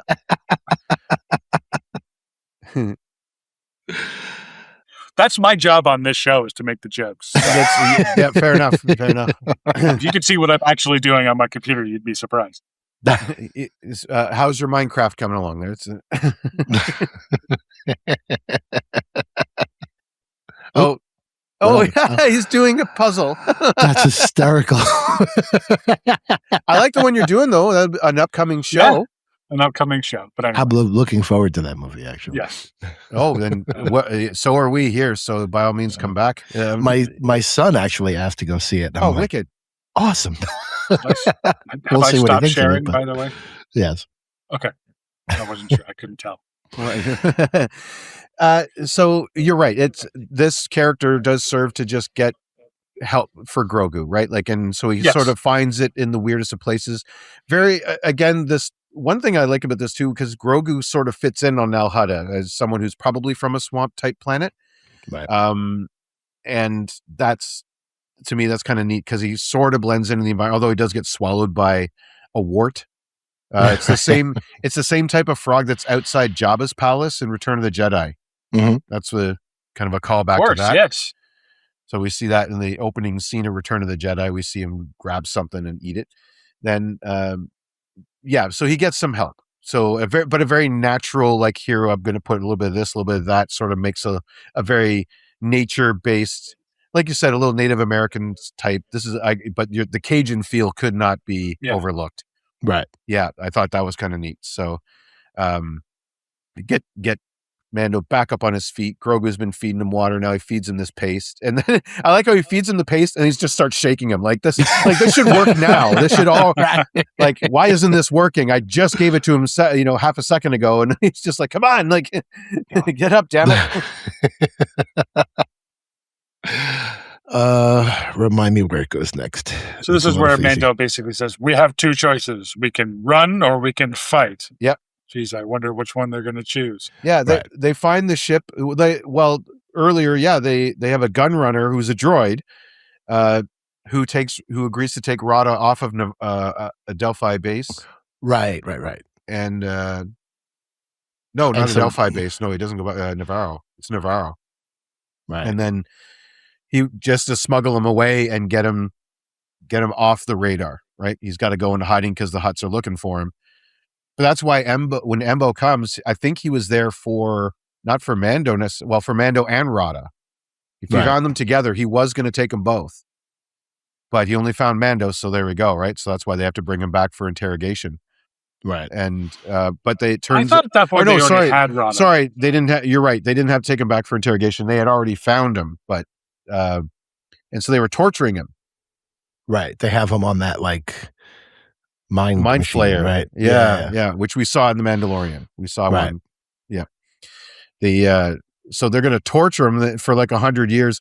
And one of the things that I saw, and now when this movie was announced coming out, I stayed off of rumors, or tried to stay off the internet with regards to it as much as I could. I hadn't heard there was a season 4. I honestly was wondering, especially when the Hutts are talking about your little friend, like Rada, is going to outlive you by a long time, right? And you can kind of see a bit of panic in Din's face, like he kind of realized, like, yeah, I will not be around forever to teach this kid, right, and to protect him. So it informs what happens at the end of the movie, but also it made me wonder if they were going to have it be like this was the end of the Mandalorian. And that like Grogu would go on, but I was wondering if this was a series ending. Just like they were going to end the series with, Mandalorian making the big sacrifice, right, to save Grogu. And so when he got poisoned, I was like, I was almost 50-50 on this. Right. But once Grogu it just gets went to him, so long, though. I mean, yeah. Plus, do you think that you could have Grogu without the Mandalorian? Well, I'm not saying that that Grogu would get a spin-off series, right? But that maybe in some other movie or somewhere down the line, we would have an adult or something Grogu, who's now who remembers both of his origins, right, as a Mandalorian and as a Jedi, and come back as something different. Maybe all this stuff is going through my mind. Honestly, during the scene right after they realize that the Anzellans can't get him out of there, and he makes the run through the brush to buy time. I thought this was the noble sacrifice. Like, these droids were going to get him. Right. And it would have been, I don't know about ironic, but since his parents were killed by battle droids and he's hated droids his whole life. I see what you're saying. Yeah. For a moment there, I'm like, no way. This can't be the way. And then when Grogu shows up again, I'm like, oh, okay, he'll be all right. But right. There was a minute there. Yeah. A couple of bites of popcorn. I was wondering, So not enough to not eat the popcorn, but I ate the whole bucket. Not the You bucket. get the collector's one? I did. No. Okay. You go on. I'll go get it. No, it's okay. No, don't go get it. Too late. This whole podcast relies on you, dude. Oh no. You leave for 5 minutes, I'm ending it. So- Oh no. I figured Gasper could yeah, I know. bring some more insight in. But this is where they go back and they make their attack on the Hutts, basically. Yeah, this ship is kind of neat. It's part ship, part walker. Right. I thought that was kind of neat. Like I was like, oh, I didn't get enough time in this thing. It's bulky. It's not elegant, but it's cool. So, Right. but he just crashes it right into the right into their building. He just, yeah, but it's all made of like mud and stuff, right? So Right. it's one of those like, hey, any crash where you can jump out and start a gunfight. I mean, it's a good crash, right? Well, you know, yeah. Right. Right. And now we're going to get to see Mando just beat the crap out of everything that we've been shown in the Hutt Palace, which Including is what we're waiting for. Those big droids, those were really made. They built those. Phil Tippett Studios, who worked on the original trilogy back in the day, doing a lot of the stop motion animation for the walkers. They built those things. Phil Tippett was also one of the designers for Jurassic Park. Yes. He was the dinosaur was it dinosaur Wrangler. director or something like that, or wrangler? Yeah. His official title was Dinosaur Wrangler. Yeah. Right. So those are not anything we've seen before, right? They're like that Centurion kind of it's guard gates. They were pretty cool. Yeah, I like the battle droids in this. I think it's really cool. Again, it's repurposed Clone Wars tech. Mhm. I found out these droids, they're part of kind of a droid syndicate, leftover battle droids and other type of service droids from the Clone Wars era that have kind of formed their own little Gatra, is what it's called. It's basically their own crew. And so they're guns for hire. Gatra. Yeah. I know. They drop it in the movie. I had to look it up. Oh, okay. I was going to say, Mean Mark learned a new word. Yes. Star Wars a day, new word a day. Toilet paper is paying off. Nothing that crass. It's a calendar. Anyway, speaking of droids, I know one of the things about the Star Wars universe is that R2-D2 and I believe C-3PO are in every movie, at least to some extent. There is a scene where they're loading an R2-D2 like droid into a ship. Is that R2-D2 or is that just he's just blue? He's like another R2 unit. This is one of those one of the ones. So they're in all the numbered ones, 1 through 9. The official ones. They're in those. They're not in Solo. Sorry, spoiler alert. And other these they weren't in Rogue. Oh no, they were in Rogue One. Mm-hmm. Yeah, they were in Rogue One. But they're not in everything anymore, unfortunately. Although Anthony Daniels is in this movie. On Adelphi base, they have that tower like at Yavin base with just the one guy in a bucket. Mm-hmm. Probably one of the least safest jobs around. Right. That's Anthony Daniels as that as that guard bot that's up there. Huh. So Anthony Daniels has been in one way or another all the Star Wars movies. Oh wow. Yeah. Because sometimes he actually gets like he's in that bar in Attack of the Clones that Derek referenced earlier. He's a patron. Okay. It's not C-3PO. He actually gets to he's just hanging out at the bar, you know? Right. Yeah. I think he's talking to George Lucas's You daughter. don't have to be in that goddamn suit. Yeah. They actually got another guy to be in the suit now for him. He's getting up there. Yeah, I was going to say, he's got to be. Yeah, there's this guy who made his own, and he did such a good job that they actually hired him officially to be the body double because he got the mannerisms and the walk and stuff. He first started working at the Disney parks or something like that, and then they actually got him on screen. So if they had a movie tomorrow and C-3PO was in it, it'd be that guy in the suit, Anthony Daniels on the voice. That's awesome. Yeah. So we have our attack on the Hutt Palace, and we get to see Mando run shot all over everything. We get the retaliation fight, which I appreciated because you can't have him lose to this Liu Kang guy. Oh yeah, him and Embo. Yeah, they gotta go at it. Yeah, right. And then we also get our Han Solo moment basically through Sigourney Weaver. Yeah, which I I have a question about this, and I don't know why this popped in my head while I was watching the movie, but I guess thrusters, taillights, for lack of a better term, were they always pink? Because I don't remember them being pink, and I'm like, did she make a chain like my squad's gonna have pink taillights? No, I see that an interesting detail, and I think different versions have had the color has gone differently. So I don't think this is unique. I don't think it was just hers that.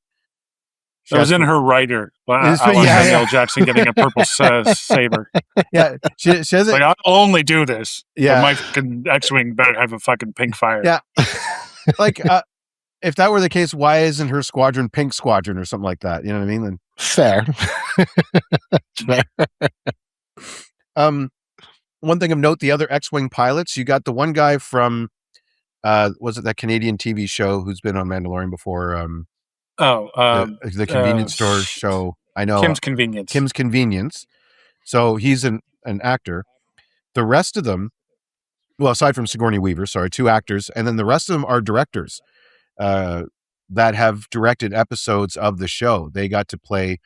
They have X-wing pilot counterparts, so that every once in a while you'll see them throughout the show.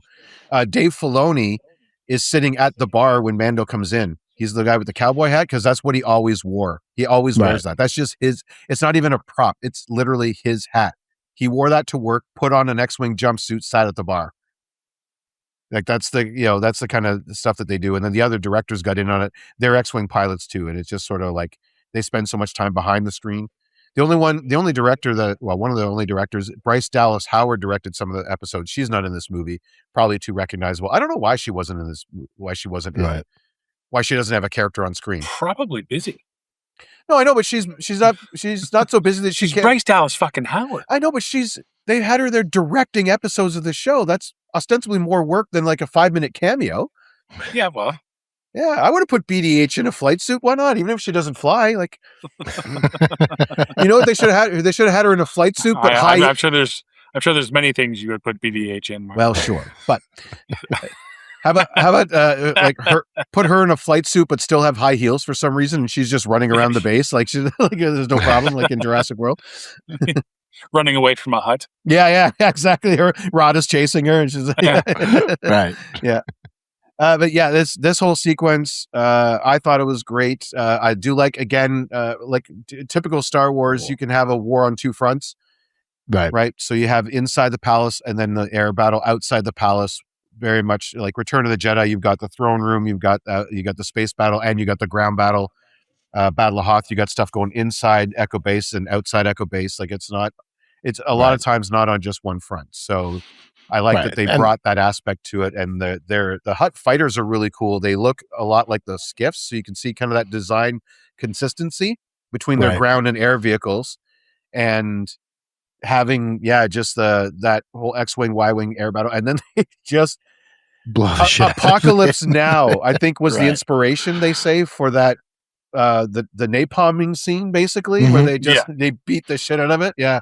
Right. That was crazy. I like that too. Mando's like, concentrate all fire in my position. Are you sure? Yeah, don't worry about it. I got this. Right. And that lends itself very well to the whole Mandalorian like universe, basically, because that is what he would do. You know what I mean? They jump out the last second before the world explodes. yeah, exactly. But he's in Beskar, so he's got his odds are better than most beings have at surviving something like that without it. So, right. Yeah. What did you think of that, Gaspar? What did you think of that final battle scene? It was definitely it made the wait worth it, because I enjoyed it. It was very pick good. It up, yeah. Yeah. You agree, Derek? So once we get out of the swamp, right? Yeah, once it becomes a Star Wars movie again, but I'm serious. We have Star Wars vehicles doing Star Wars shit and blowing shit up and action, and we're saving people. And, we have Star Wars is one of the things in Star Wars that I always look for. It's a small thing, but it's the way vehicles land. So they come in kind of fast and then they slow down. Yeah, right. They stop and then they lower. Yeah. People get on. And there's banter or whatever, right? And they like the Emperor ship. That's always a particular cool one where it just kind of or how the Millennium Falcon lands in Bespin. Cloud City? Yeah, Cloud City, Bespin, yeah. Hey, Nice. even a broken clock is right twice a day. He's been podcasting with me for 14 years now, so that's what, Osmosis. Yeah. You kind of pick shit I up. may have mentioned it once or 10,000 times. Yeah. But yeah, but that's and that was something that you saw when Nui comes down, and what's his name? Zeb. Zeb. Yeah. Garazeb Aurelios, if you want to really know. That's Zeb's fine. Zeb's fine. We just know, they just call him Zeb on the show. He's Look, I just pulled Bespin out of my ass. Okay, let's not just go too hard. Right. But that's the kind of thing I was looking for, and that's what you get in the scene. That's what you get in the. Although in the later scene when they make it back to the planet, Sigourney Weaver there goes, "Oh yeah, so Janu and the Hutts were in cahoots the whole time." Well, no shit. You wanted Sigourney Weaver on screen for a couple of more things. Okay, gotcha. Yeah. I do kind of like, though, that they don't, because the trope would be like, all right, so now Mando's just going to join the Republic the way Han Solo joined the Republic, where it's not in his character to be part of a cause, but he's going to be part of the cause anyway. They leave it that Mando's just really he's a contractor guy, right? Like he's working for money, and our positions aligned for now, but maybe next time they won't. You hire me for jobs. Well, he keeps basically that bounty hunter lifestyle. He's not right. He's not a 9-to-5er. They need it done. They hire him. They pay him, and then they'll hire him again when they need him. He's, and then in the meantime, he does whatever he wants. Right. I was glad they went that route and not. I would have thought it would have been weird too if he's suddenly a joiner. Right. Yeah. If he full on signs on to be a marshal, that's what, like, he didn't become a marshal in Navarro like he got asked to be. It's just better. He's just nope. We're free. Me and the kid, we go. We'll take the jobs we want when we want to. You know what I mean? Like. And that's the thing. He has the right of first refusal. Right. But there's good money to be made in hunting down all these Imperial warlords. So it sounds like he's going to keep doing that. Right. Because they're not done. There's by a long shot. Yeah. No. Have as many as you can make up. Yeah. Mm-hmm. Realistically, I mean, yeah. Did you catch the Desert Storm reference? Mm-mm. No, sorry, not Desert Storm. Sorry, it's the War on Terror. The playing cards. Yes, was based on right. based on real army tactics, I guess. When they're looking for. I like that too. Like I think that was pretty cool. Yeah, on the Sabak cards. Yeah, it was the weird thing because they call it the Ace of Spades, and I'm like, that's a very Earth reference. Ace of Knaves. Well, because there is a Sabat game. Oh, that's right. They have created one. They created an actual game. Yes, you can see it play. Actually, you'll see it played in the Solo movie. I mean, come on, a movie with Han and Lando in it as a prequel. There's going to be a Sabak game. Like, it's not. But I mean, there's a Sabak game in reality. I mean, it's very similar to the way that you can study and learn Klingon if you so choose. That's correct. Yes, so. I have never played a game of Sabak. I will say that. But. Nerd. I've stands all I can stands, and I can stands no more. All right. Well, then let's go into the closing. Sure. This is where I was going with the changes to the character. Mando sort of does have this realization he won't be around forever. And so with Grogu kind of showing that he can take this initiative and he's growing up a bit, right? He was able to perform the rescue, at least as much as he could. Okay. At the beginning of the movie, it's stay in your seat with your seatbelt on. Now, okay, time to learn. Right. And so he's going to expand his teaching. In fairness, if he would have taught him how to use the button. Could have taken off a lot sooner from that earlier scene. If Woody would have went right to the police, this would never have happened.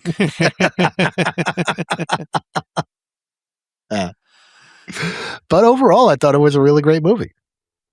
Me too. My only regret is I haven't gone back to see it a second time. I haven't had a chance. What? Yeah, I know. I was thinking about going yesterday, even though I was sick. I was just like, well, forget everybody else. They can get sick, but I'm going to go see it again. But I'm waiting for my pirated TV app thingy to get it I see. because it will soon. You mean the official Blu-ray release, which is perfectly. I happened to see one particular version come up just yesterday, and I was like, "Damn it!" That's Listen. okay. I had a great time at the theater. I do want to be go back to fair- the theater to see it again. I used my points to see it, so I don't feel gypped. But overall, like I said, it's a good movie. Like, it's a good story. It's for me. Like I said, it's just not for me. You know what I mean? This is not my wheelhouse. It's like when Mark goes into a horror movie. It's not his wheelhouse. Right. So Yeah, I'm not Um, the expert there, so yeah, so obviously I'm coming in from a different thing. Now, I understood everything and I was able to follow along, which is something that not always a Star Wars movie has done. You know, Right. sometimes there have been Star Wars movies where I've gone to Mark afterwards and went, what the fuck? yeah. So- Sometimes this show has been about like, okay, here's some stuff you missed, and this Yeah, is like put it into I've always context. said I don't like movies that come with homework. Yeah. So like Yeah. like the moment where we learned that the Force is really about metachlorians in your bloodstream.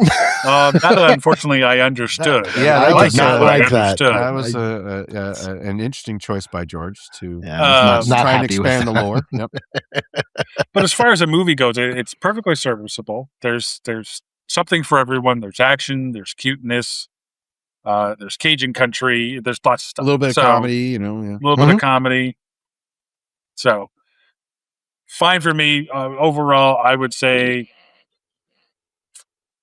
7 swamp planets out of 10. Yeah, 7 now Huttas. All right. Perfectly serviceable. All right. How about you? I would say, I mean, from my perspective, where Rogue One is about as close to a 10 as you're going to get outside of the first 3 Star Wars movies, because I love it. This lands about a 7.5 spam sandwiches from a food truck out of 10. I love that you've picked up on our rating system.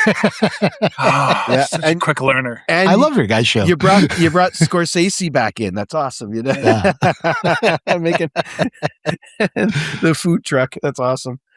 It's no surprise to anyone who's listened to the show before. But for me, if it's Star Wars, it gets a 10 automatically, and then I have my own ranking system within the Star Wars universe. I kind of keep it separate. But this one was just such a fun time. I can't wait to go back. I just got to get the time to do so and start feeling a bit better.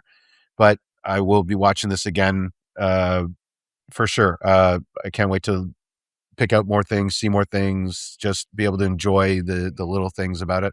And yeah, a great fun time at the movies. I do like how it's walked that tightrope. The casual observer or fan or whatever you want to call it, to like someone who doesn't dive into the lore. Someone, like I said, someone who's never even seen the Mandalorian show she enjoyed it.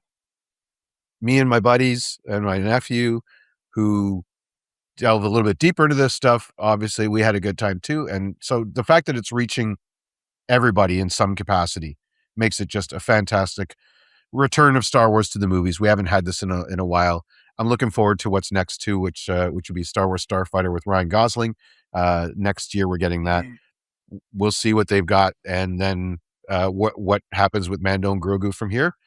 I guess only time and Jon Favreau and Dave Filoni will tell. So Ryan Gosling in Starfighter makes me cautious because I've always found that Star Wars works best when you have no names. You know what I mean? Because it allows you to immerse into the into the universe a little bit more, and throwing Ryan Gosling, who just did a space movie, Right. You know what I mean, and a very, very popular one, and a very one that made a lot of money. So that's still in Although theaters. Endor follows that formula, right? Like it's not big names in Endor, the TV series. Andor? Yeah. Well, you have a Mickelson in there. Well, Okay. I guess I didn't watch it. the prequels I've had heard Natalie good Portman things. and Yep, Natalie Portman, Samuel L. Jackson. Well, depending on your fandom, Ian McDiarmid, Liam Neeson. But Okay. to be fair fair, enough. no, to your point though, I mean, at its roots, Mark Harrison and Carrie Fisher had a name because of who her parents are. Yeah. But Right. the other two guys were unknowns. and the franchise started with 3 relatively unknown or at least untested actors. Right. And so, to your point too, this would be why Bryce Dallas Howard probably wasn't in a spacesuit in an X-wing, but the other directors Well, I mean, you were. have Sigourney Weaver. So. You have you have Sigourney Weaver. That's fine. But we had in the series we had Carl Weathers, Right. and Sure. unfortunately he passed. So we didn't get him back, and I'm still waiting for his statue in Navarro. By the way, Has he done Rocky yet? When was Rocky? Oh, good question. what's that? Had he Rocky? done Rocky yet? 76. So he had just done Rocky. So he would have been filming Star Wars while. Carl Weathers was in the Mandalorian TV show. He wasn't in the movies. No. I'm thinking Billy D. Williams. Yes. Yeah. I make Billy- that yeah, same Billy- mistake all the time. I don't know about Billy D. Williams' for career. all my Bespin cred. Yeah, all right. that's Billy D. Williams. Yeah, I mean, I think he was a somewhat known actor back in 1980, but I'm pretty sure because he's done other stuff. he Wars. was a burgeoning career there too. So, but in Bingo fairness, the Long main Traveling characters were All-Stars. never big names. Yeah. like because even Lando he's a secondary character, and Sigourney Weaver here is a secondary character. yeah. So And like it's Fair enough. Pedro Pascal, to be fair, was not as well known when Mando started.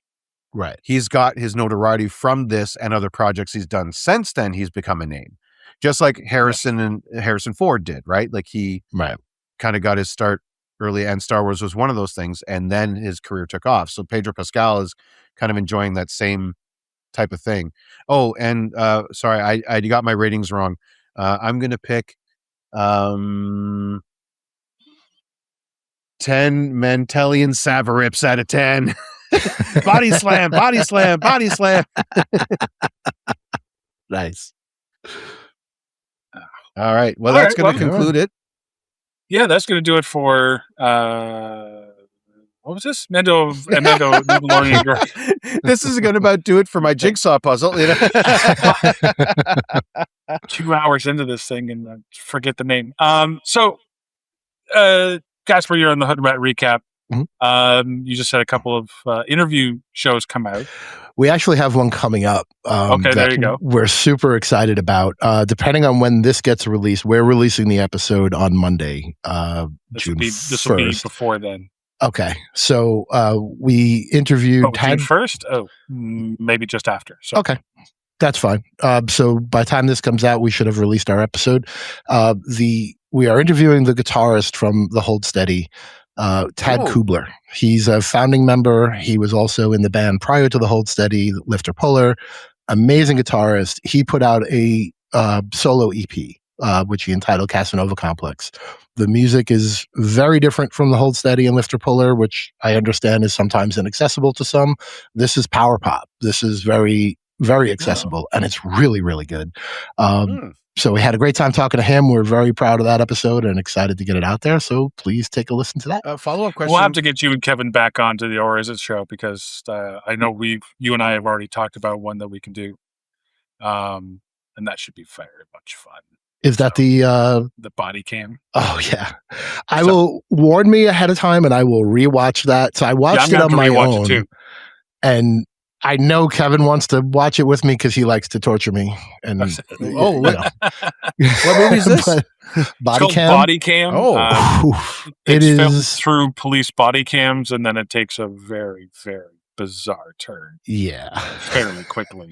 So I will when Derek first brought it up, he was like, "We could use your your police expertise on this," and I do enjoy like pointing out all the stuff that would never ever happen.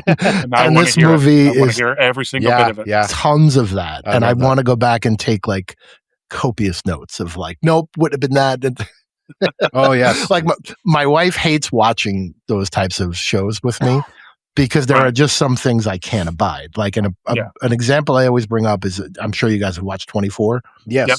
So if you recall, there was one of the seasons, he's in the basement of like a hotel or something, and he's looking for the terrorist, right? And he's Mhm. got his gun out, and we're doing corners, right? Like where it's like we're gonna make sure we don't get taken by surprise.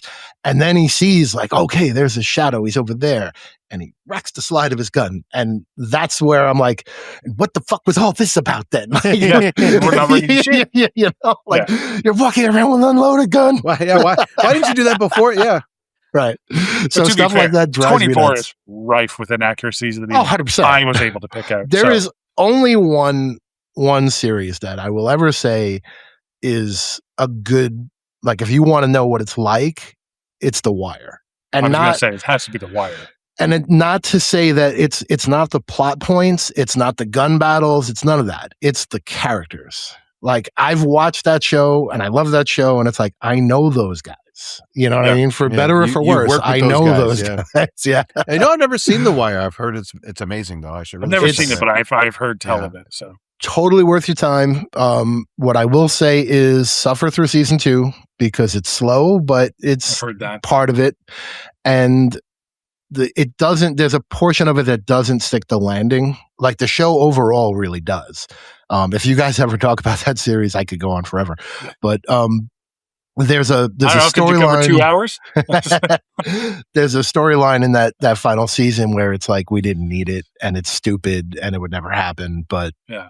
at that point you kind of forgive it because it's just that's what happens when you write a season that's a series that's 5 seasons long. That's the problem You know? with TV shows these days. They have a great idea for season 1 and then they're forced to make season 2. And I find a lot of season 2s in TV shows these days just don't live up because they're not ready for it. Have you guys ever watched like British series? Sometimes. Everyone. That's yeah. what they get right is that the story the writer writes is the story they're going to show, and Yep. there won't be a season 2 unless the writer has a season 2. Yep. And I love that because Yep. and there's have the also no discipline to rush. stop. They Yeah. will put out a season, and it might be 2-3 years before they come back to that series. Yep. Absolutely. Yeah, well, You know, so- that Sherlock show with Yes, great example. yeah, the one they did with Benedict Cumberbatch.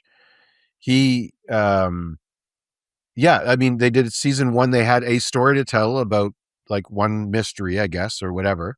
Mhm. And then until they had another good one, he went off and became Doctor Strange and came back and did the Sherlock and whatever. Like it's till they were Yep. ready. They it really does start in the writing room. And Yeah.